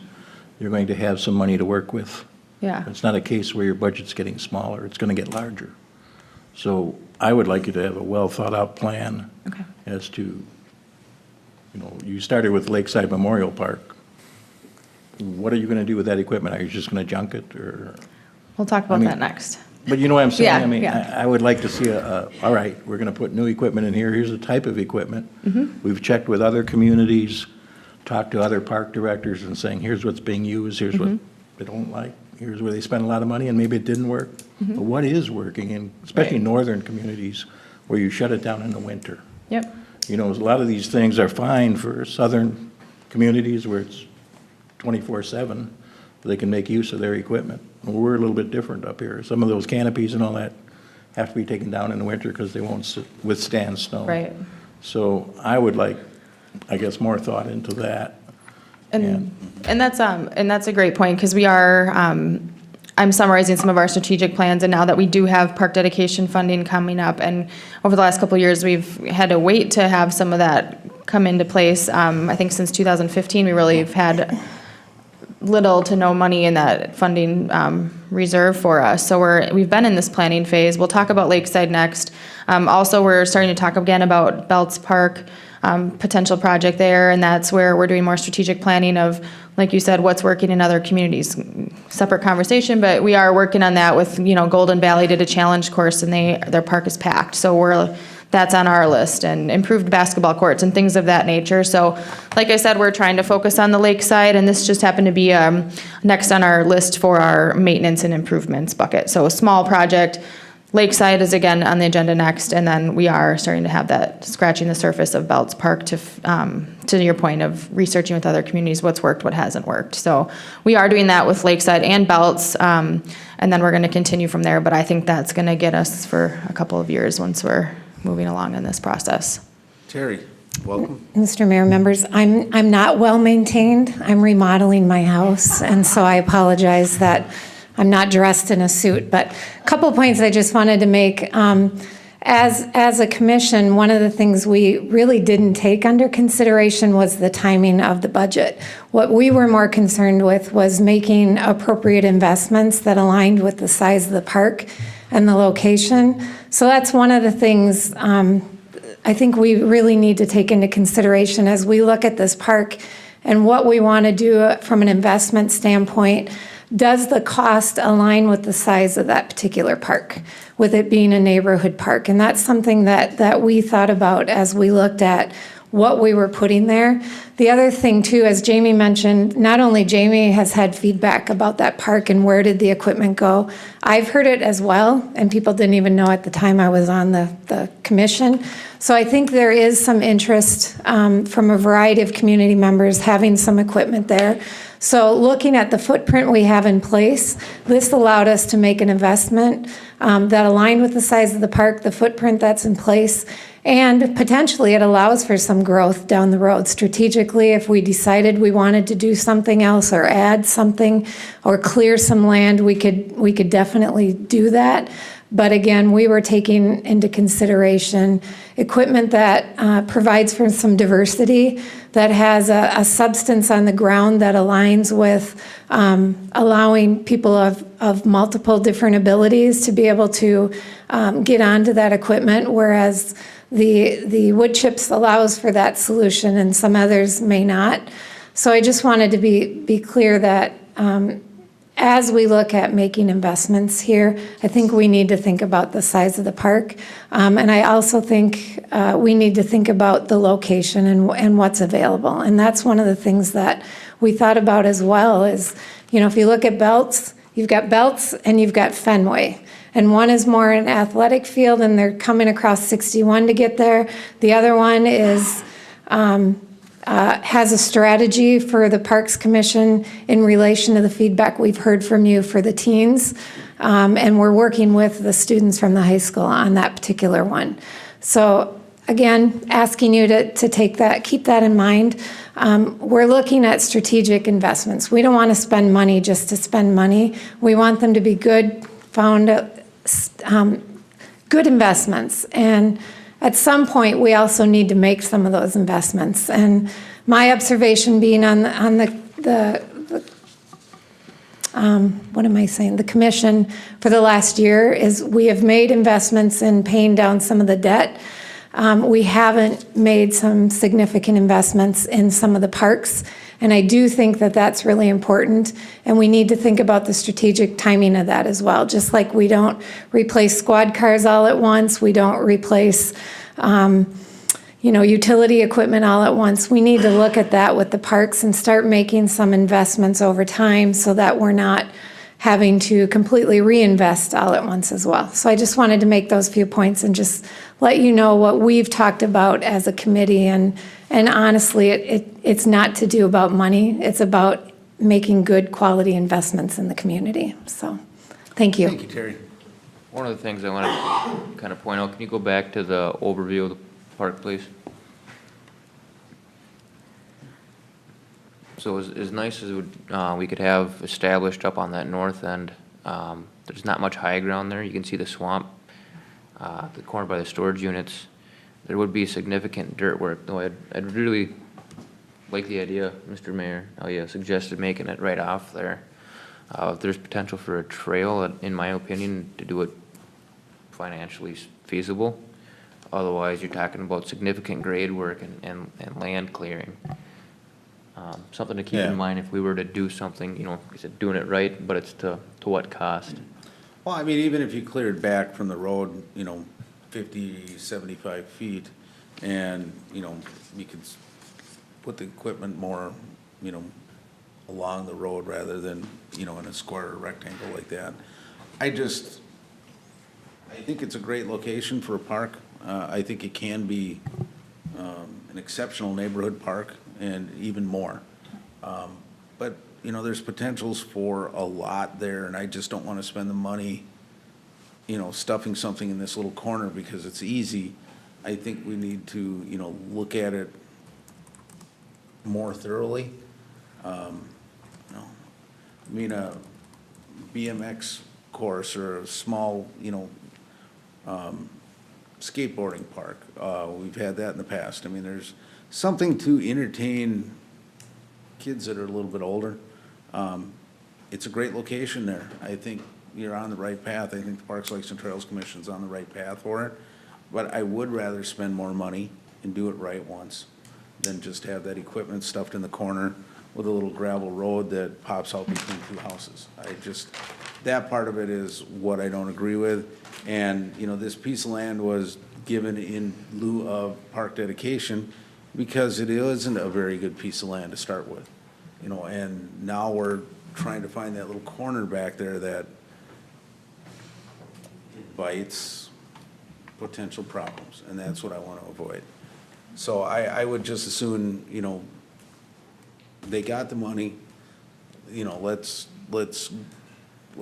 challenge Parks, Lakes, and Trails Commission to do something better here. That the council's willing to spend some more money on and give that community something that, is really nice and can stand out there by the road and look really good, but that teenagers can use as well. I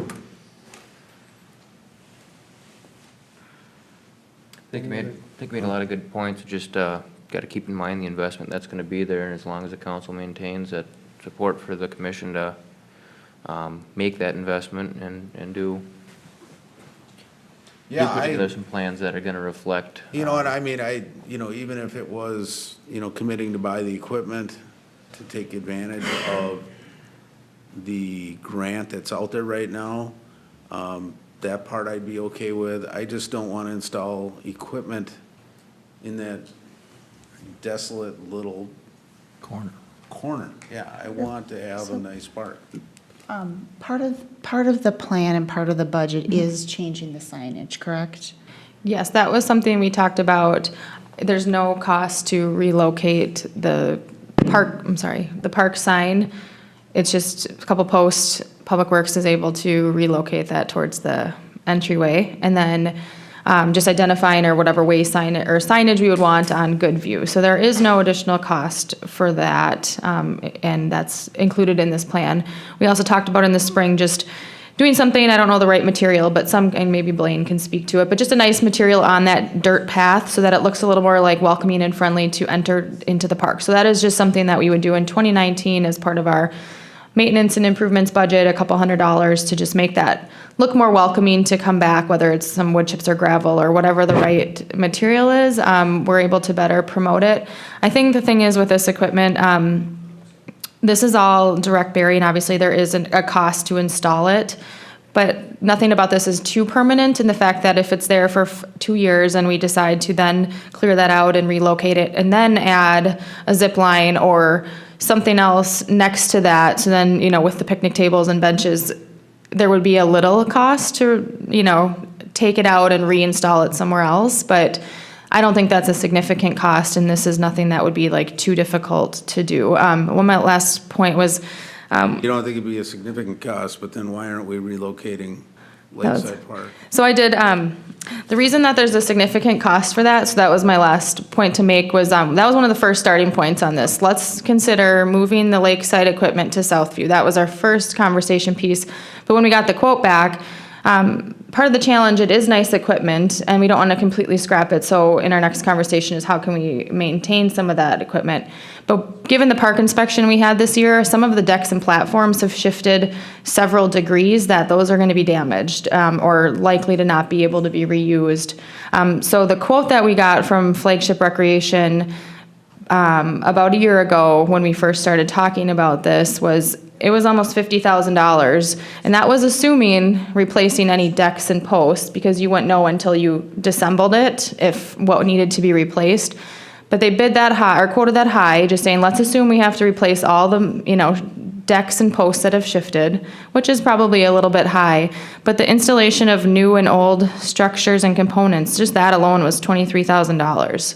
So I think that was taking it down, transporting it to the new location, preparing the surface, and reinstalling it. So at that point, Parks, Trails, and Lakes Commission said, why would we, maybe that's not the best idea to spend that kind of money on 13-year-old equipment. And that's where that kind of went to the wayside when the total was close to $50,000. Again, probably a slightly high estimate, but that's all we were given at that time. So that was our first consideration, and I think this is good feedback tonight on the desire or interest or whatnot to potentially put more into the project. Again, to Terry's point, within our scope of responsibility or Parks, Trails, and Lakes Commission, it's a neighborhood park, and I did put up our classifications just because that's how we've structured. Sorry, I went a little too far there. Hold on. That is how we've structured our investments, is based on the kind of park that it is. And so, our neighborhood parks aren't ones that we're going to be investing as much money into. So I'm not sure what happened here, but let me see if so it was this one here, but just again, neighborhood parks, they're within a neighborhood, they provide some recreational and social activities, and there's limited parking. So we kind of said, okay, those are neighborhood parks. We're not going to invest as much as we would more so our premier and community parks. So that was just a little reminder on, I think, why we came up with this recommendation. It's a smaller park, it's a smaller project, and a smaller spend with city dollars. All right, well, you want to bring up the picture of the proposed equipment?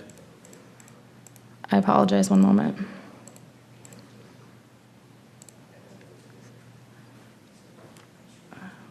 There we go. Sorry about that.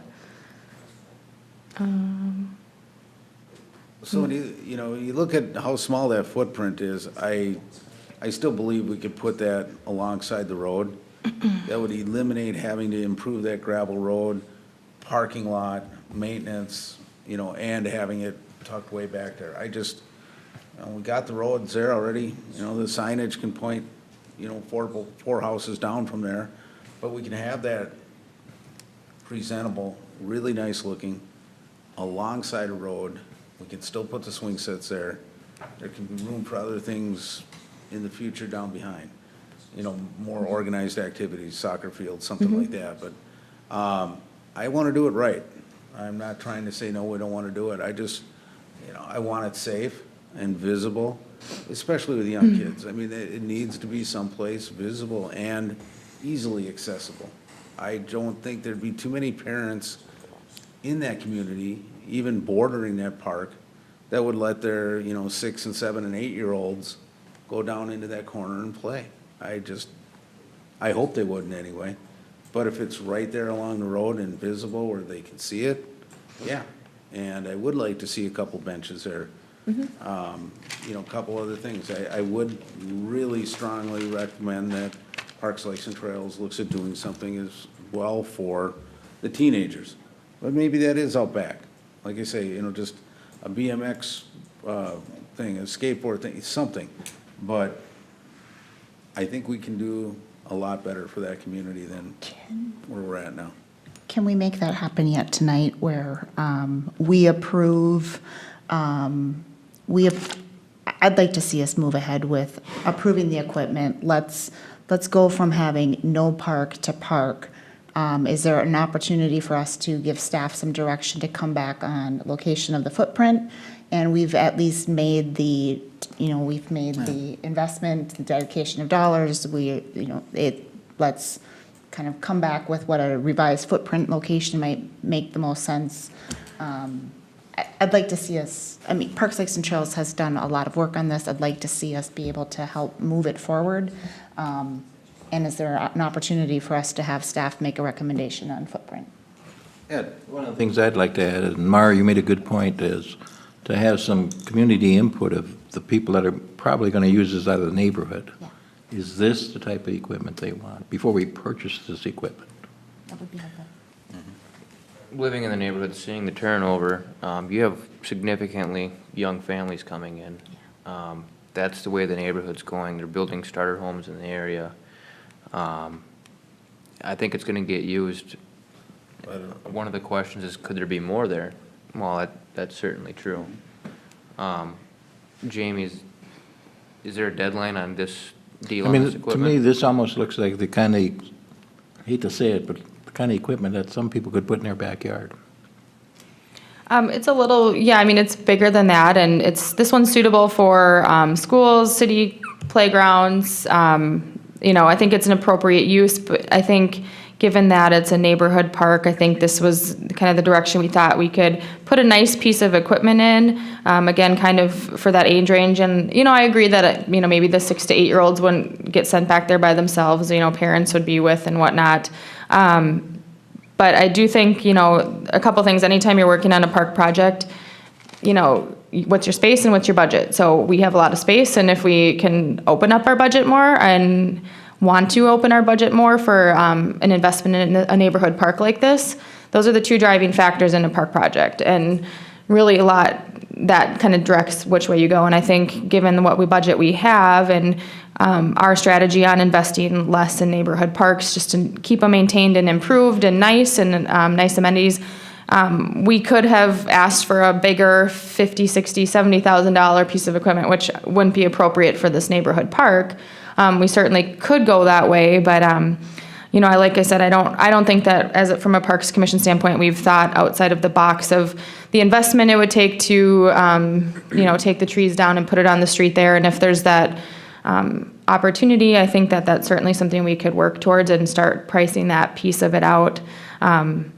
There is more challenging equipment, and I'm open to receiving community feedback if they want more challenging or what are some of the amenities they like.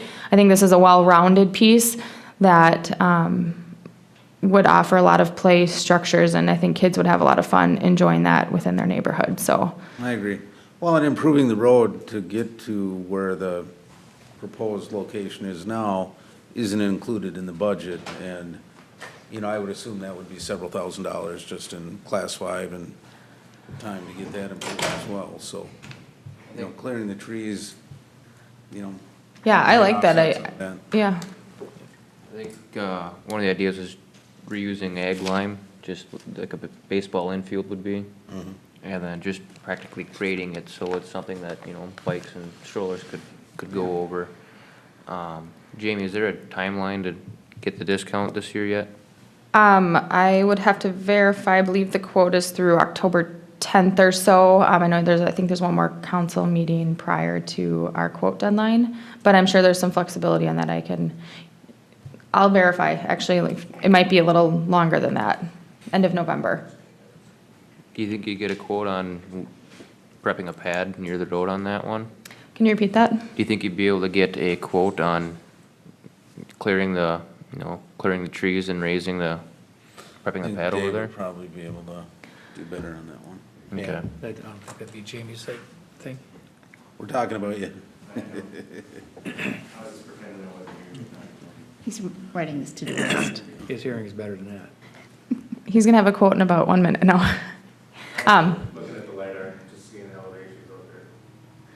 So I can work with Dave on getting some estimates on that or understanding, and maybe even Ryan to understand surface there and what we're working with. All right, thank you.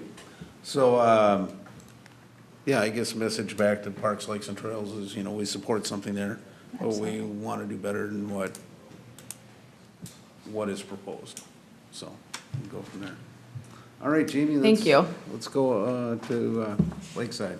All right, so continuing on, I am going to now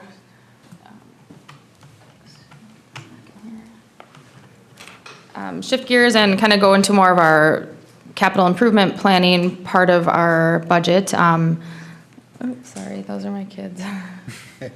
Sorry about that. They're gonna be on TV tonight. They might be watching. Here we go. Sorry about that. So going into Lakeside Memorial Park, I'm just going to give you a little background on this project and where we've been and where we've gone and where we're hoping to go. Lakeside Memorial Park in 2016 as part of our park planning and prioritization planning, we identified that as replacing the equipment as one of our top priorities. And a lot of that is it's 13 years old, which generally speaking, the playground should have a little bit longer of a life expectancy than that. But due to the installation techniques of that equipment, it was all direct bury with the proximity to the lake. That caused a lot of problems, and we did experience a lot of shifting of the equipment.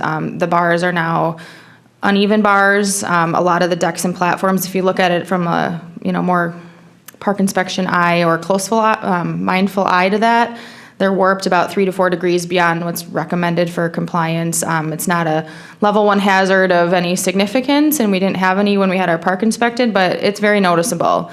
We've talked to different companies and groups, and everyone's really kind of come to the point. By the time you take it apart and put the cost into replacing it, it's going to be, in that $50,000, $60,000 range. And I believe that after talking to all these people, and also understanding that then you have to install a concrete slab. So you're looking at, let's just say $50,000 to take it down, put any replacement parts together, reinstall it on a concrete slab. It's $50,000, $70,000. I mean, that's a big project for 13-year-old equipment. But Ed, you're right, it's still nice equipment. So we started in 2017, kind of researching some options with this as our priority for our bigger capital improvement project. Mind you, funding's been trickling in over the last year or two, so we've had funding available for a project of this scale. So we started looking at playgrounds with inclusive features. We really kind of got into that, opening up the door to individuals with wheelchair bound and ADA compliance. So then in 2018, we wanted to try to leverage city dollars and identified a unique opportunity for a barrier-free playground, which is a fully inclusive playground. Feedback from city council was maybe that wasn't the right location for it, maybe better suited at a different park, which we've kind of shifted gears on that. And we'll talk about that at another meeting on how we would potentially like to incorporate some of that. So as of this, that was in March of this year, and we've kind of been trying to figure out how we move forward on this project for Lakeside Memorial and finding the right fit. Some of the things we identified with Parks, Trails, and Lakes Commission of things that were important to us was really opening it up to ages 2 to 5 as well as 5 to 12-year-olds, because when you're there, there's a lot of really little kids too, and they're climbing on amongst the bigger kids, and you see a lot of younger ones, and there's nothing there for them right now. So that was important. We also wanted to try to incorporate some level of inclusivity, whether it's just some features to the structure that would invite and welcome people if they were wheelchair bound, whether it's a parent, a grandparent, or a child, to just be able to be amongst peers and family members in that play experience. So those were some key elements that the Parks, Trails, and Lakes Commission wanted to see in a playground at Lakeside Memorial. So this is just a little reminder that this is next on our list. It also coincides with our 2019 CIP planning, which we have Lakeside Memorial Park for next year for $200,000. So themed concepts here in Forest Lake, they did our, it's now known as the Dragon Park in Forest Lake. That's Cedar Park, and they did the Dragon there. And that's one of the biggest hits for our parks in the community. Everyone enjoys going to the Dragon Park, and well received. So we had a unique opportunity where this larger structure here, Themed Concepts, approached the city of Forest Lake with the opportunity to have this piece of equipment. It was a sale item from one of their shows, and they wanted us to have the first priority in purchasing this if we had the interest. So I did have that conversation of here's all the other components that we're looking for, and really want this to be this is a premier park, and we want to showcase that. So this is a Northwoods Forest Lake themed park. That proposal that was brought forward by Themed Concepts, and I do have a representative from Themed Concepts here tonight if there are any specific technical questions that are beyond what I'm able to answer this evening. But really this encompasses and hits on all the points that we have talked about. All of the items proposed, and then we'll go through a brief presentation on that, do fit within the existing container space, and I thought that they did an exceptional job maximizing the use of everything, so there's a lot of activity. Right now we have the one piece of equipment, and there's a lot of void space, so I think they do a really good job with the layout. So the Parks, Trails, and Lakes Commission, there are some little amenities that maybe aren't necessary, but the thing working with Themed Concepts is that we are able to, if we want to tweak a few little minor details within the same budget, we're able to do that. And I know Parks, Trails, and Lakes Commission would like to do that. So if they don't want the sand table or, for example, the boat, right here, the dinghy boat, those are things that we can just say, okay, not that, but what else? And look into some other options. So I will go kind of through just a brief layout of what is proposed here. I know the space is sometimes, tucked in that corner, but looking at Lakeside Memorial Park, there's really not a lot of other suitable footprints for play structure, but this piece of equipment is fairly tall and noticeable, so I think that it's going to be more visible as people are coming into the park. Even though it's in that corner, I think that it's going to be really visible. But here's a 5 to 12 deck structure, and I don't need to go through all of these, but it really does. They really thought of everything. It incorporates a lot of different features, a lot of play activities, something that's just unique and different and fun for kids of the 5 to 12 age group here. Throughout their presentation, they do have several features that are either ADA compliant or wheelchair friendly. So for example, a face panel that's at wheelchair height so that somebody can at least wheel over and have a photo opportunity. They have several transfer points throughout the playground. This here, there's a microscope that actually works, and it faces out to the lake, so that's kind of a fun magnetic telescope. So there's different climbers and activities here on this piece. And this unique fish climber, you can climb up that to access a 56-inch deck. So it's kind of a cool little custom piece. There's a rock and rope, so they have described this here as well. So there's a lot of climbing features and functionalities. Again, this was included in the packet. I won't go through every detail unless you have questions as we move forward. But the thing that's unique about this is that this is 5 feet in height, so that somebody in a wheelchair could wheel under there. We talked about even maybe adding like a pulley or something underneath here, or some kind of something underneath the roof of the cave so that someone in a wheelchair might be able to kind of pull and have some more activity and engagement. So those are some of those minor tweaks if we just come up with a good idea of how do we make some adjustments there. This would be a 2 to 5 structure. Again, thinking of the littler kids, just to give them their own little space to play within the existing container space. It's got a double slide, a log ladder, climber, some other steps to climb on. There's a ADA transfer station and stairs. There's the roof, and And then you can see the climbers back here. So here's more of a realistic, real-life picture of that. And then additional play features. Again, there's some other ideas. If these aren't ones that we're interested in, we can kind of go into that later if there's more questions. But just some more climbers, monkey bars, tic-tac-toe panel, which again is compliant or wheelchair friendly. So there are a few things that somebody who's wheelchair bound is able to enjoy as well, which I think is important and welcoming to the park. So here's just again kind of just some reference photos of all of the components. You're getting a very real life, custom, unique piece, and kind of going back to Ed's point of what other communities doing and what are they doing well. I think you look at Teddy Bear Park in Stillwater, which is on the map of go to Teddy Bear Park, and that this is kind of that similar cool, unique factor that would be brought to Lakeside Memorial Park. This was in the packet, but just kind of highlighting, as we've looked at a variety of options, I think there are a lot of benefits of working with themed concepts in this proposed project. Again, support of a local company. We did, if you saw in the quote, the quotes that were attached in the packet, we do have a Forest Lake discounted column. So it's a really good value. Every item is discounted for us. One of the things, going back to the existing equipment, that I think is unique is the ability to reuse and recycle the existing equipment for this project and other Forest Lake Park projects.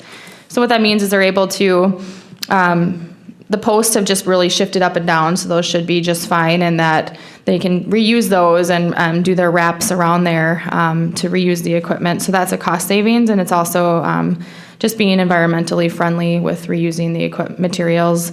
Obviously not everything, but they are able to reuse what they can, and whatever is remaining, they'll warehouse in their warehouse for 18 months that we can consider for a different park project as well. So that gives us a credit on the project. Again, it meets the ages 2 to 12, has some of the design inclusive features. It goes back to one of our park priorities, which we had talked about of looking at themed concept structures at our premier parks. And at one point I didn't know how that was going to come to life or not for sure, but that it is, I do think that it's unique in the fact that we don't necessarily need something cool and unique to draw people to Lakeside, but I think the difference is people are coming there for graduation parties, retirement parties, and all sorts of different family functions. So if they see the unique and cool custom playground, I think they would say, let's go back. And I think that's going to bring them back to the community, putting us on the map a little bit of having these signature unique parks within Forest Lake, and build that as a trend of now we have the Dragon and now we have the custom piece downtown, and build on that as we're looking at improvements. They offer a 10-year warranty on all their products, and lifetime general touch-ups, and they also will, being local, do the maintenance if there's any issues there. And lastly, it's the custom Northwoods theme that reflects forest and lake nicely. So just kind of summarizing here, there are, obviously a higher cost associated with a bigger project, and that's what the park dedication account funding is for. So removal of existing playground is $6,450. The concrete slab, they have a really good solution for that. We can kind of talk, not only is it going to be 4 inches of a continuous concrete pad, they're going to have a 2-inch pad underneath the concrete. And I can speak a little bit more to that, but that really, from other examples, has really helped absorb and eliminated that. It's kept it warmer down there, so there hasn't been as much of the freezing. And I have a lot of confidence in what they're proposing in the solution for the lake. I think that, and maybe we can, if there's questions, I think that they've come up with a good solution. And this concrete slab cost is very reasonable for us. The total cost for all of the playground equipment you've seen is listed here. And then port and place surfacing, which is the recommended surfacing for anything that's wheelchair accessible, or it's a really nice, it can be expensive, but it's a very nice investment for a premier park. You're going to see that at a lot of popular parks throughout the metro area, that you're putting the money into, so you're going to, do it right, and the port and place surfacing is what you'd want to do there. So with that, I had listed the project total, and I also included the current balance of our park dedication fund. And this is not including some of the items that I know are still up and coming, so we anticipate additional revenue coming in to address the Belts project and potentially some of those others we talked about tonight. So Thank you, Jamie. you're welcome. I like it. I think it's a really good layout. I think you guys have done a lot of effort to make it fit and utilize that space pretty well. The poured in place surface costs almost as much as everything else. I have a hard time with that. I hope there would be options, or at least for, I mean, when I look at a good majority of this, it's not, you know, very high or fall risk. So, I mean, I think paying that much for poured in place is not a very good value. The other suggestion I'd add, a couple of them, would be is that south border of Lakeside Memorial Park. And if we can do something to kind of improve that area there, it's just some brush right now and kind of an open drainage ditch into the lake. And if we're doing this, I would like to try and incorporate something there. And, well, Carl can maybe speak to it, but adding a little personalization to this, Forest Lake, something, some logos, something. I mean, are the pieces already built to where they can't be anything done to them, or? Thank you, Council and Mr. Mayor. Yeah, so this kind of came about as an opportunistic piece. The 5 to 12 structure is a piece that we do currently have built. It was designed and built for our trade show last year, and it just got held on. It was sold a few times and ended up not going through. So I contacted Jamie, and this whole thing kind of spun off of that piece. So the rest of the pieces are just meant to complement that piece. We're a very custom shop, so everything can be, as Jamie spoke, it can be customized and tweaked a little bit just to further enhance any special needs that the city wanted to look at for that part. Yeah, well, I'm just asking, you know, it's a memorial park, and there's other projects planned around there, so I'm just, you know, trying to work it in with that and, you know, maybe work it in with, you know, what the Legion's looking to do as well, so. Yeah, you know, there's potentially. Potential, yeah. Adjust a couple of the shapes or, you know, pieces to dial in that a little bit better, but. 100%. The one piece is the 5 to 12 structure, that piece, we wouldn't want to tweak the design too much, otherwise we're going to lose the cost that I can offer for that one. And then maybe to speak a little bit on the poured in place on there. We do like to have a concrete pad poured throughout that's going to span the area and help support the pieces a lot better.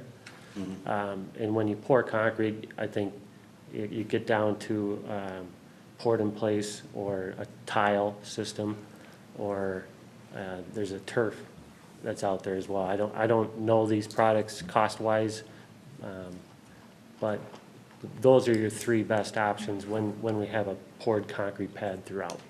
Well, I agree with the poured concrete pad, but I don't know, it was like $20 a square foot for, I'm trying to find it. Yeah, well, exactly what is that poured in place material? I mean, it's a poured in place rubber surfacing. It's a urethane compound mixed with rubber granules, and it's trawled down, kind of packed tight to maybe a 3.5 inch depth. For a structure like this, I think you would need probably at least 3 inches thick. I don't know what that was recommended. I think it was right around the 3 inches, 3.5 inches. So they base it on the fall height, which was 72 inches. That determines the depth that is required to meet standards. So I think it was around, I'm pulling it up, but 3.5 inches of depth is required given that 72 inch fall height. That's how that's calculated. I've done my research into the poured in place. It's 99.9% recycled tires, but it's 99.9% steel free. So there's a guarantee that it's strictly the rubber. It's repurposed, so they grind it up into granules, like you said, and it's it's bound together with a binder. It's poured, it's smooth and everything. They can do designs with it and whatnot. But the one thing it provides is that it's essentially maintenance-free with the exception of sealing it every couple years. And then it drains. So when you got a concrete pad, I was kind of talking with Jamie on it and asking, you know, that's a huge cost, but underneath, if we were to put wood chips or rubber mulch or anything else, as soon as that's displaced, you're falling on concrete. No one's gonna steal or move the poured-in-place surface. And being it's a premier park, it's one of those things, it's on the occasion that I think it'd be palatable to entertain the idea of the poured-in-place, and I think that's kind of where you guys are going when you have that investment. It's one of those finishing touches that kind of brings it all together. But the safety concern of not going with something permanent kind of scares me, especially when we went through the work of pouring concrete pad that's tied into the footings for the pieces, and it's all rebarred, correct? Correct. So concrete's always gonna crack, but you're never gonna get that heaving because it's all tied together. Correct. Is there any, I know with the rubber that's there now, there were all the concerns of carcinogenic compounds in the rubber. And for a while, that was a hot topic here, and whether or not it was the right thing to put in a park with children. A lot of concern about, I don't want my child playing there if it's going to cause an issue. So then that rubber stuff kind of took a back seat to going back to wood chips again. So this new product, where does that stand? It's made from recycled tires? Yeah, I'm not a supplier or manufacturer of that product at all, but. Because I would be concerned that we have a guarantee that it's not. So I know it's sealed, so, I mean, the question of the volatility is one thing. I know I talked to Jamie tonight, at least getting the equipment purchase and the agreement with Theme Concepts, the important thing. The surface itself doesn't need to be decided today, correct, Jamie? Yeah. The surfacing doesn't need to be decided today. To your question regarding the surfacing, I believe, and I'd have to verify in the poured in place, I haven't heard any concerns about the poured in place rubber. I think it was all from the shredded rubber because of the loose fill to it, and it was kicking up, I think, primarily in like athletic turf when they had really fine pieces. I think that's where that concern stemmed from, and that's where that would be the concern. I have not heard anything in the poured in place rubber because it's unitary surfacing and that nothing's brushed up, or, you know, kids probably aren't, I mean, kids can do anything, but they're not eating it as much as, like, I think there was the concern of the loose fill. So it's something that certainly could be verified, but I haven't heard anything in the news about that part of it. It was more of the loose fill. And just on your screens in front is a picture of what the actual poured-in-place looks like when it's installed. But I would like some verification that it is not, because, I mean, it's very expensive to put in. Right. Once it's in, you don't want to tear it out. No. Well, and I think it'd be good to get a couple of competitive bids on it. That is, yeah, that's absolutely no problem. I mean, the surfacing part, turf is an option. I know there's some pros and cons. Really, with any surfacing in the whole playground system, there's pros and cons to every surfacing. There are some limitations to some, like pea gravel right now only is approved for up to like no more than a 6-foot fall height. Otherwise, it's not recommended. So if you have a structure that's higher than a 6-foot fall height, you wouldn't want to have pea gravel in your park because of the liability there. So really, you're given the best options would be, based on standards in park playground safety, would be the engineered wood fiber chips, even though there are negatives to that because they can get moldy and need to be topped off more frequently, but they're less expensive. Or what we currently have is the shredded rubber mulch. Those are your two top choices, and neither of them are great. But poured in place is right up there, but obviously it's a lot more expensive. So really you're going to look at investing in that in more of your premier parks that are going to get more use, and it's worth the investment. But even in the picture I see here, you know, they got sand underneath the actual play feature, and the poured in place material is kind of outside of it. So I mean, I have the issue with paying almost as much for the poured in place as the rest of the play structure itself. I know how much work is put into all the rest of that equipment. Right. Versus that. Yeah, and I think what you're seeing, we are getting, a significant discount on, I think we're saving a good chunk of money, over $50,000 off of like a retail price, MSRP ticket. So when you're seeing the 83,000 compared to the 70-some thousand for fall protection, I know that looks, and I agree, it is a big expense. But I think if we're doing the investment and making that a premier location and people are coming into the community, I do think that would be our preferred option. I certainly, like I said, there's the turf. It's a little less expensive, but I think you might run into, there's some challenges with that as well, of it kind of getting matted down. And Would they be ripping out the concrete ring that's there now, or just pouring concrete in the middle of it? it would, the plan is to keep that concrete perimeter border currently, and then just pour into the container space. So that outside ring would just stay concrete, that wouldn't even have, I believe, and maybe, I know Carl can maybe speak to that, I think your plan was to keep that perimeter, and then all of the use zones are calculated out 6 feet, appropriate use zones, so that no children are, all the use zones are met so that they aren't near the concrete, and it's gonna be flush with the ground so that it's wheelchair accessible. And maybe you can speak the technical. Yep, that's correct. We'll keep everything within code 72 inches from that. We'll keep, the idea would be to keep the curb there and treat it as a form for the new concrete to come in. It'd be recessed down below for the pour in place to come up to the height that we want to go at. yeah. I wanted to just say one thing too about the port in place. Part of the discussion behind that was we were looking at our premier parks to be inclusive of all abilities. And the port in place, I did some research and there was a study, and I'll have to pull it, I didn't bring it with me tonight, but the most friendly surface for those with a wheelchair or other device is the port in place. So again, looking at making our premier parks as inclusive as possible, that allows for that to happen. Whereas trying to wheel a wheelchair through mulch or rubber or wood chips, it's very difficult to do independently, and part of this is allowing for independent play as well. So that's another thing to take into consideration when we look at making this investment, making sure it's something that everybody can be a part of regardless of their ability. And that was one of the things we liked about the equipment here, was the fact that there were pieces for all abilities. And Themed Concepts was willing to work with us to make some minor adjustments to add some other tweaks to it to meet all abilities, whether it's physical or mental ability. One of the things that came to mind when we're talking about making the surface accessible, being it is Veterans Memorial Park, my generation of veterans, there's a lot of them that are coming back disabled. So it does give them an opportunity to play with their kids if they are wheelchair bound. Yes, they're not climbing the structures, but they can still navigate the area. And I think for some of the veterans coming over to be able to take their kids somewhere that they can be there with their kids makes a difference. And I think Veterans Park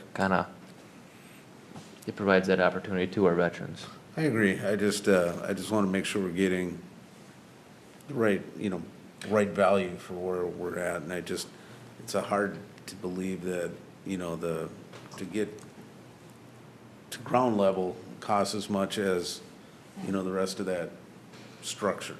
So, expand one question here. Since we're leaving the concrete in place that's there now, and you're gonna wanna recess down to pour new concrete, how are we gonna get drainage from there?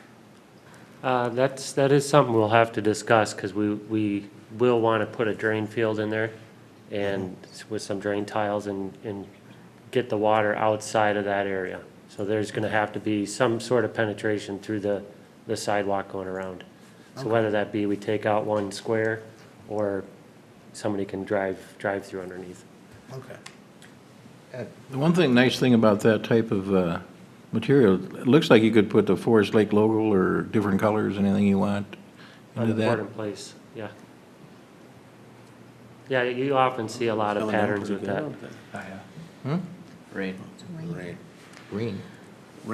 Yeah, and I think from a maintenance standpoint, I think it's a lot more easily maintained. Right now, we have staff, continuously sweeping up the rubber mulch back into the container space and the debris, of it displacing, and it looks messy. Sorry, the rain was distracted me for a second. But, you know, it's gonna, you know, it's always just gonna look clean and maintained, and that takes away a little bit of maintenance tasks from a parks maintenance standpoint. The only other product I can think of that might be worth looking at is comparable to that is a tile system. It's basically a same material made in square tiles. So I don't have a lot of field background with it, but it could be something worth. Might be something worth looking at too, Dan anyway. Dan or Jamie, could you bring up a picture of the tiled playground? It was on the other Do you wanna one. look at Yeah, we've tile seen it on playground? the other one. When you look at it in actuality, Doesn't look as nice.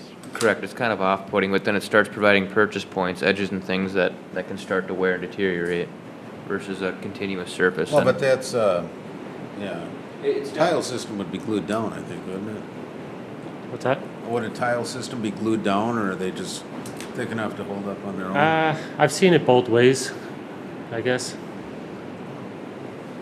When you start entertaining that cost over, to me, it's just making sure that it lasts as long or longer than the equipment. Yeah. Knowing that we're doing something, I mean, Well, in the long run, you wouldn't be replacing the wood chips and all the other maintenance you'd have to do anyway. correct, but next time this playground comes out, the whole slab's gonna be coming out. So whatever we do there, we want it to be permanent. Most destination playgrounds that I see on quoting, playgrounds throughout the country, when it comes to a destination or a premier playground, Port in Place seems to be the chosen.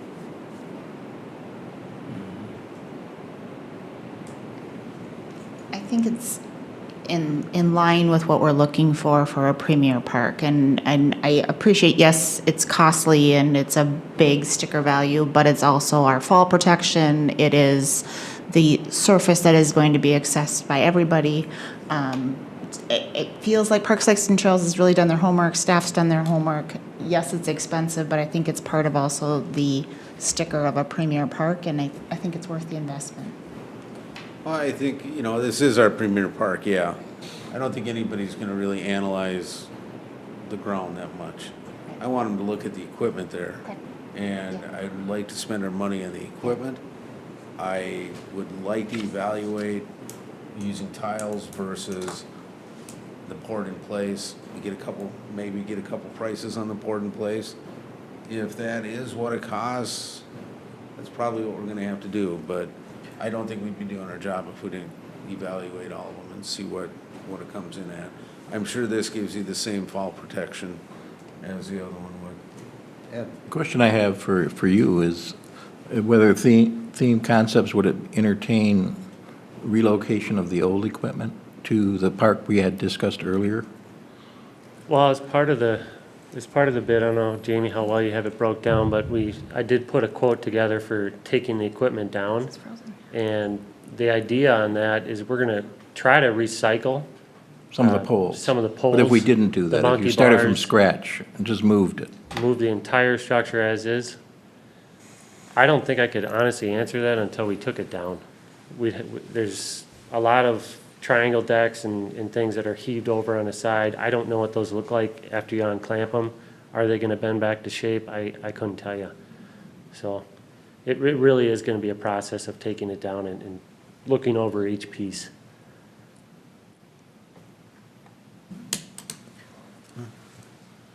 I think, you know, it would be a good idea to try to reuse that, but I don't think it ties in with Southview right at the moment. There's no guarantee of But we that. do have other parks that we could, you know, if it is usable.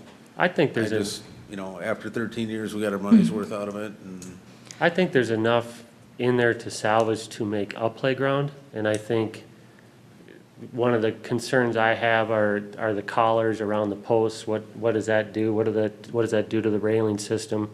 But once you take it down, if you've got a good post, and even if you don't have a good post and you have to put a new post in, that's not where the big dollars are. It's in the railings and in the decks, and we can wrap the post with that tree bark texture, so you can carry, you know, the same theme you're doing here into another playground.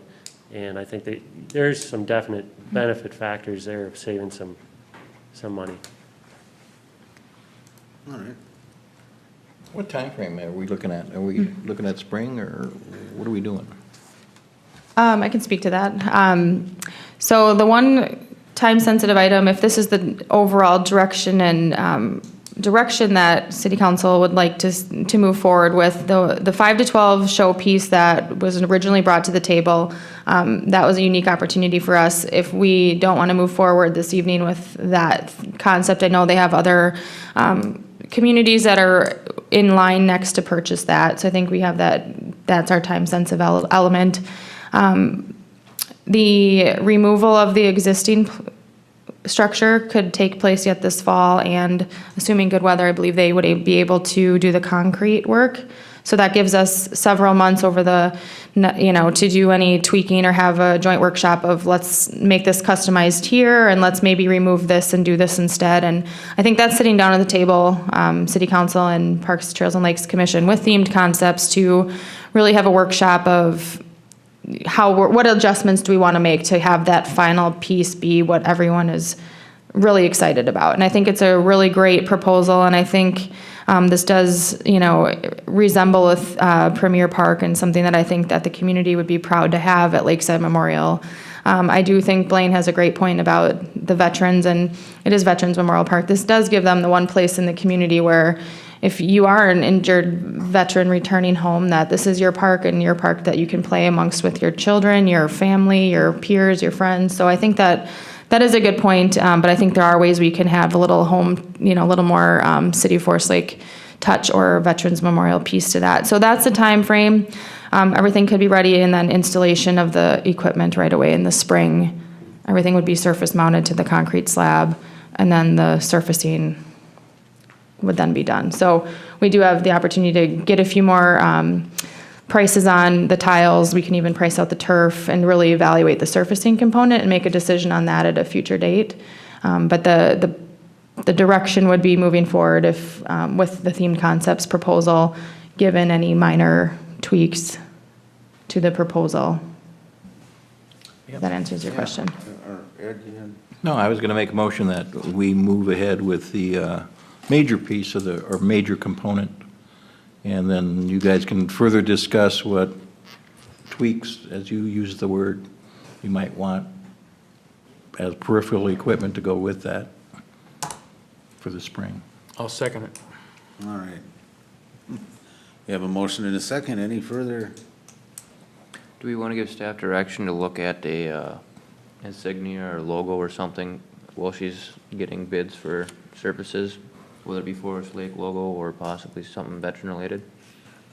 Yeah, I'll incorporate that in as I work on the surfacing component part of this project to revisit that and come back with what it would have, what the cost would be to include a logo or some. That'd be part of the tweaking, I think. The tweaking. I know that it's really I think they price it off of the number of colors in the surfacing material, so I'll look into that and provide that. So, one thing I see kids use a lot that I don't see in any of these new parks is teeter-totters. I mean, is that, just as you guys work through it, or maybe outside the circle or something too, but anyway. That's because people like you kept jumping off on the other side. All right, so we have a motion and a second. Any further comments?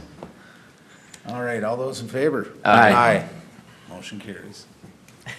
Thank you. Thank you, Council. Thank you. Nice work also from Parks, Lakes, and Trails. I do have a question for Jamie, as long as we're on parks. Are you finished or not? I'm done with that topic, if it's an Okay. appropriate time for a question. I would, like I said, I was at Lakeside Memorial Park today and walking around. Can we get some new grills in there? I mean, we're expecting people, we have a beautiful park, you'd like to picnic there, we have some tables available. I wouldn't want to cook on any of those rusty old grills that they got in there. I mean, like. We'll get some ordered for you. We'll get some ordered. I just think besides playground equipment, there's other things that I would like to see in that park. That's a good point. And we had a workshop in July, and we're starting to revisit our needs focus list for some of those, I don't want to say smaller, but the equally important items that just maybe are due for a replacement. So grills, benches, paint lines on this basketball court. So some of the more smaller task items. So we are identifying some of those. So that's helpful to kind of get that list Then going. I think the mayor had a great suggestion on working on either with the school or somebody to keep that, open up that concession stand. Yes, I did inform members of the Parks, Trails, and Lakes Commission of that idea, and that's coming up in a future, probably in our next meeting for discussion, and starting to look into some opportunity for that. All right, great. I also wanted to thank real quick Theme Concepts for the opportunity to have first choice at this piece. Agreed. Thank you. Great working with a local business, and I'm sure they'll do a great job. All right. One last question while you're here, Jamie. Yeah, I'm going to stay till the end too, Oh, so okay. if you need anything else during updates, that's We got a fine. long time to go. That's okay. There was somebody that had some miscommunication issues with using the pavilion at Lakeside. Were they getting a refund? Do we need the council to make a motion on that? Or Yeah, I was working with Dan internally on that resolution. Unfortunately, I wasn't able to get it on my Parks Commission meeting, just given the timeline of when my agenda packet was posted and when that correspondence came in. So I've been working with Dan, and I don't know, Dan, if it's something that you need, if it can be added to council agenda, or if it's just up and coming in the next, our next Parks meeting. I gave him an update, but I didn't have it as any form of action on our agenda. Yeah, we're still So- working through whether or not, we kind of parsed through the details on it at the staff level, but it will, if it goes to council, it will be on the next agenda for consideration. All right, yeah, hopefully it doesn't need to go through the council, but. I don't believe it probably will. I mean, I think we're just making sure all the fact sets are there and everything, that we're reviewing all that and kind of internal policies and comparing it to how our current refund policies are structured and all that kind of Well, work. it's only $150 or whatever it is. Let's not spend too much time on Right, it. Let's yep. just get it done with. Yep. No, it's definitely been, provided an update, I just didn't have it as an action item, and just working with Dan on what that procedure would be for the refund, so, All right. but thank you. Okay, let's move on. Comprehensive right-of-way. I think we've discussed this enough. Correct, and actually, tonight's basically, it's a procedural ask. During the September 11th meeting, the council brought up some good points in terms of what they wanted to see in the comprehensive right-of-way ordinance. We took those back, had a staff level meeting, and kind of looked at incorporating those asks, and kind of also took it to the next level and say, how would we actually administer and live within this ordinance if it's adopted? And at that point, we kind of started seeing just some clarification points that we needed at a staff level, so when this gets adopted, that we're able to kind of execute on those with the new ordinance. And when we kind of looked at what the asks were, what we kind of needed internally, we just couldn't get those done in time to get the final ordinance up tonight. So we're just asking for it to be, since it was tabled at the last meeting and there was a public hearing for the fee schedule change, we're just asking for that table to be extended to October 8th, which gives us the time at a staff level to get everything kind of wrapped up, buttoned up, to get all that incorporated in and bring back a final package on October 8th for consideration. That's fine. Catherine, you've been here all night. Is there any input? So hopefully you don't have to make another trip. I love coming to Forest Lake. There's a couple houses for sale. in here. By you? Not quite, but. Mayors, members of the council, thank you for letting me enjoy your meeting tonight. The several I've been to are always interesting. Just wanted to be here as a resource. I'm not going to belabor this. You've already put a lot of time and attention into the co-location agreement that staff is considering or recommending that you adopt tonight, as well as the right-of-way ordinance that you'll be seeing again on October 8th. So I'm just here to answer any questions that you may have or any follow-up. I'm not seeing any members of the public that have had any questions, but we just like to be here to follow up. Don't want to leave anything on the 10-yard line, as they say. You don't want to be the Vikings. Don't want to be the Vikings, at least not this week. I just want to make sure they've covered anything that you have concerns over, your company has concerns over. Staff has been great to work with. It's taken a little longer than my client would have liked, but these things have to be worked with. It's a long ordinance. It's a long co-location agreement, so we appreciate those complexities. The co-location agreement we think is ready and set to go. Really looking forward to getting that fully executed. The right-of-way ordinance. We think, we haven't seen the latest draft. After some suggestions, we understand that the city attorney has accepted, that will be presented to you in a couple of weeks. It doesn't have everything in there that we would like, but we're comfortable with the changes that will be made. So that's where we're at. All right, well, thank you. Thank you. So we'll look for a motion to table the right-of-way. So moved. You have a second on that? Second. All those in favor? Aye. All right, that motion is tabled. And the co-location agreement. Mayor, can you just clarify that last motion that is tabled until October 8th? Table- Just so we okay, have, yeah. that's part of the record. The motion would be to table it until October 8th? Correct. That'd be my second. Yeah, I just wanted that for the record that we have the right dates on there. Thank you for keeping me online, Dan. And the co-location agreement. So do we want to just have a motion on that? Yeah, and this was basically, we just took the staff feedback at the last, or the feedback at the last council meeting, incorporated it, accepted all changes, so there's no substantial changes based on the last workshop. All right. I'll look for a motion. Go ahead. I'll make a motion that we accept the co-location agreement as presented by Donovan Hart. I'll second it. Motion and a second. Any further discussion? All those in favor? Aye. Mr. Mayor, I make a motion that we pay the Winnick supply invoices. Second. All those in favor? Aye. Aye. And one abstain. All right, staff updates. Dave, how much waiting have we got so far tonight? Are you under wander? All of it.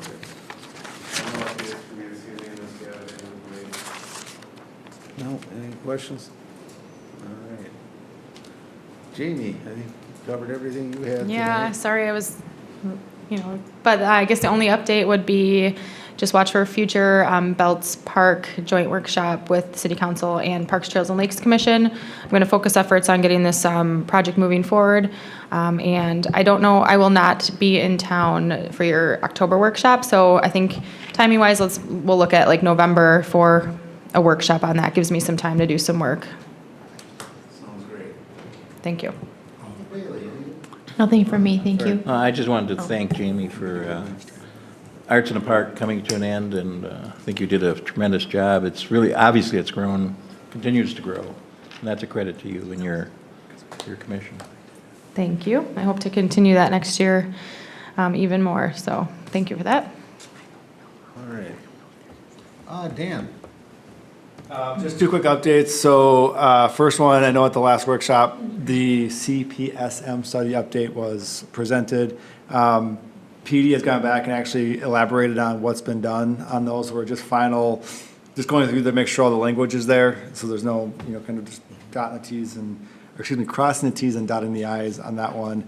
We'll have kind of an updated list for council later this week. We'll get that released. So that's actually been done. So what Chief did was actually went through all of the CPSM studies and then put the next column next to it, what's been done, where it is, and then we're going to just do a summary doc to kind of say what's the process moving forward, to kind of keep going back to the review process of that, so we can kind of say this doesn't get shelved as of September. Here, there is a plan to review that in 19, look at it again in 20, and see if where we're at with it. So we're just kind of finalizing that, so I will release that out to council when we get that finalized later this week. And then Leela is also making the request for the city council to act as conduit financing.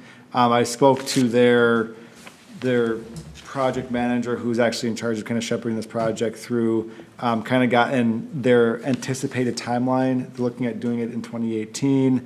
They're looking at holding the public hearing on the 22nd of October. So NLAs would be on October 8th is when that one was called for. And they're just making the request for the public hearing on October 22nd. So at this point, that's kind of the process for Leela's request. And, had reached out to Hannah, had confirmed that we are able to run multiple conduits at one time. Is Leela doing an expansion or just refinancing? They're doing an expansion. They're doing that expansion project. So their project's already been approved, already kind of got through, and then they came in last week and asked for the request for the bond market, and their estimation is a good time for them to go to the bond market to get the financing aspect of it. So they are anticipating wanting to go to market here right around the same time as NLA does as well. Surprised they didn't have the financing for but yeah, that's fine. Yeah, and I just kind of went through and they asked on the request side of it, so they're going to have additional information. But at this point, it's looking like they're October 22nd for the public hearing for the Leela conduit request, and NLA will be on October 8th. But they would be able to get it done in Correct, yep. I did verify with all their project team. I said at this point, we're looking to have it done in 2018, just so it doesn't have any, that way it doesn't have implications on our 19 ability to bond. All right, thank you. Bridget? Thank you, under no updates. All right.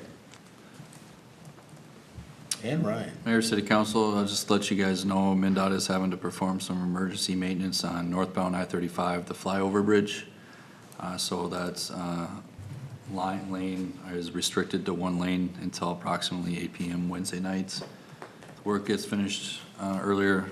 Obviously, it'll open earlier, but you should expect probably delays until Wednesday night on that area. So that's what I got, unless you have any questions. Something because of the rain and everything? I'm guessing with a week-long of rain, and, you know, I've already just texted our inspectors while we're sitting here tonight to get on things, because I haven't heard it rain that hard in the chambers ever. Long time. Ryan, can you tell us where we're at on, is it 2nd Street here?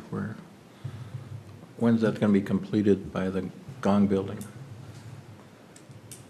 So they're still in control of their project. The testing the city has authorized with Novo has been completed. We got the report back today and have emailed it off to the project representatives. It's significantly smaller than what originally they thought they would be hauling off for material to go into a landfill.